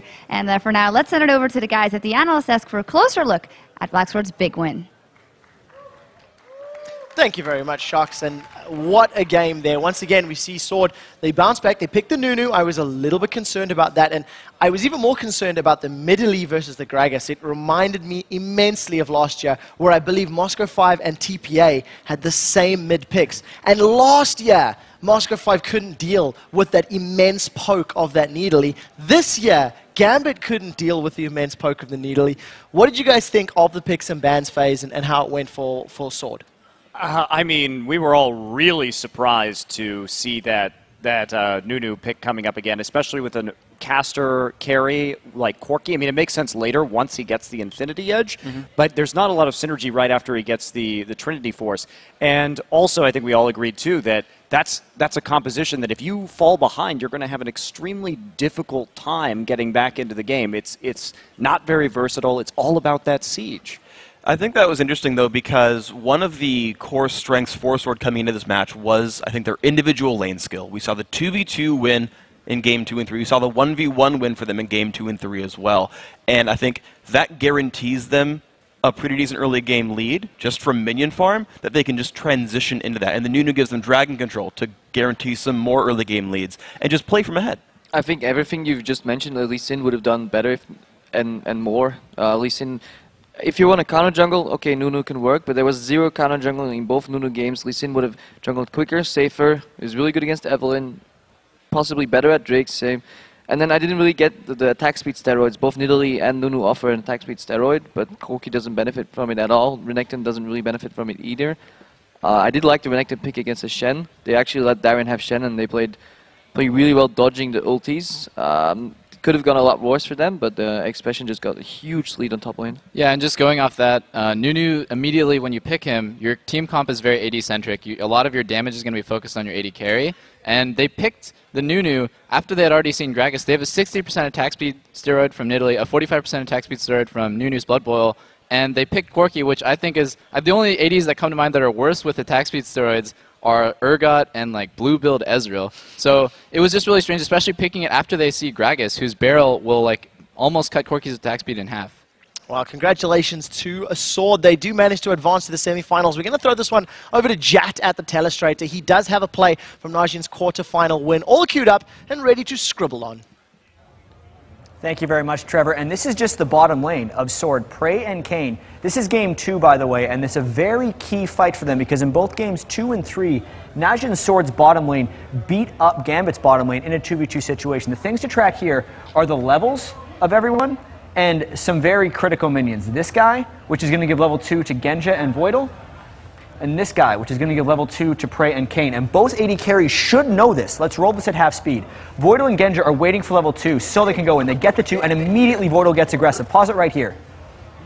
This last hit the Prey just got pinged level 2 for Prey and Kane, and it immediately told Kane to go on the offensive. He gets the flay on both Voidal and Genja, and then if we keep rolling this at half speed, we get to see how Prey focuses his first few hits on Genja to push him out of the fight, and then turns to finish off Voidal. He also barriered to make sure that Genja could not trade damage effectively. Genja was out of range of Kane and could only hit through the barrier. It was brilliant play by Najin Sword's bottom lane, and it was the big reason they were able to win games 2 and 3.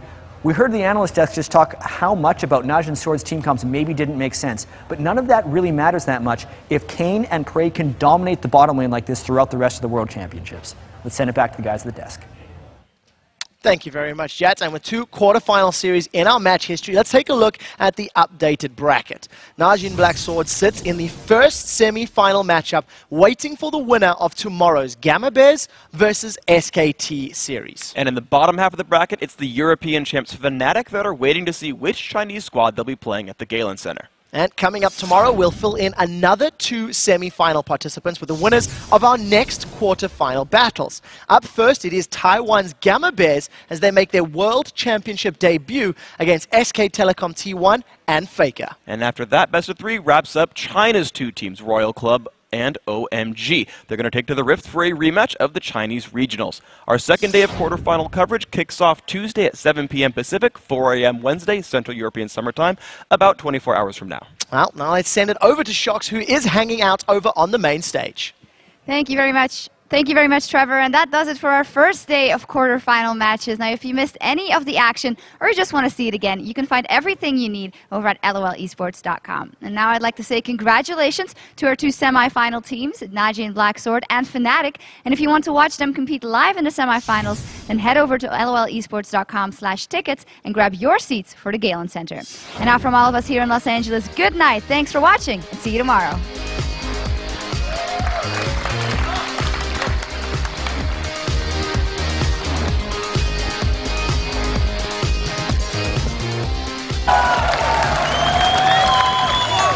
Go for Peke, and he's not really the right target because the Stranglethorns is going to bounce Meteors up. That's going to be high going down. Massive kill for Fnatic here. Game 1 of the quarterfinals as the Season 3 World Championships will go to Europe's Fnatic. Look at the damage coming out from Balls! Absolutely melt Fnatic down. We go into Game 3, ladies and gentlemen. North America strikes back. Fnatic catches him in the brush. The catch on towards Sneaky. He's going down. He's going to get dropped. First blood comes out. They may get a second as well. Lemonation's going to be the focus target. He gets locked up. Yellowstar goes in. And Cyanide gets a double kill. Fnatic are going to go through to the semi-finals, taking down the North American champions, Cloud9.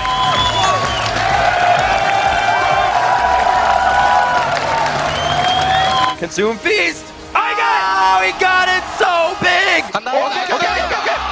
Using flash. Using flash. The second piercing arrow from Genja, spot on. Takes the apple off the head. Gambit with a definitive win after an amazing 50-50 game for the first 20 minutes. Whoa, he gets hit in the face with the unstoppable force, but he's brought back into the fight by Cade. Okay, good. They've gotten everything they wanted in this game, including the win. They lost the first one, but were able to get out warm after that first match and find the win over Gambit here in the quarterfinals.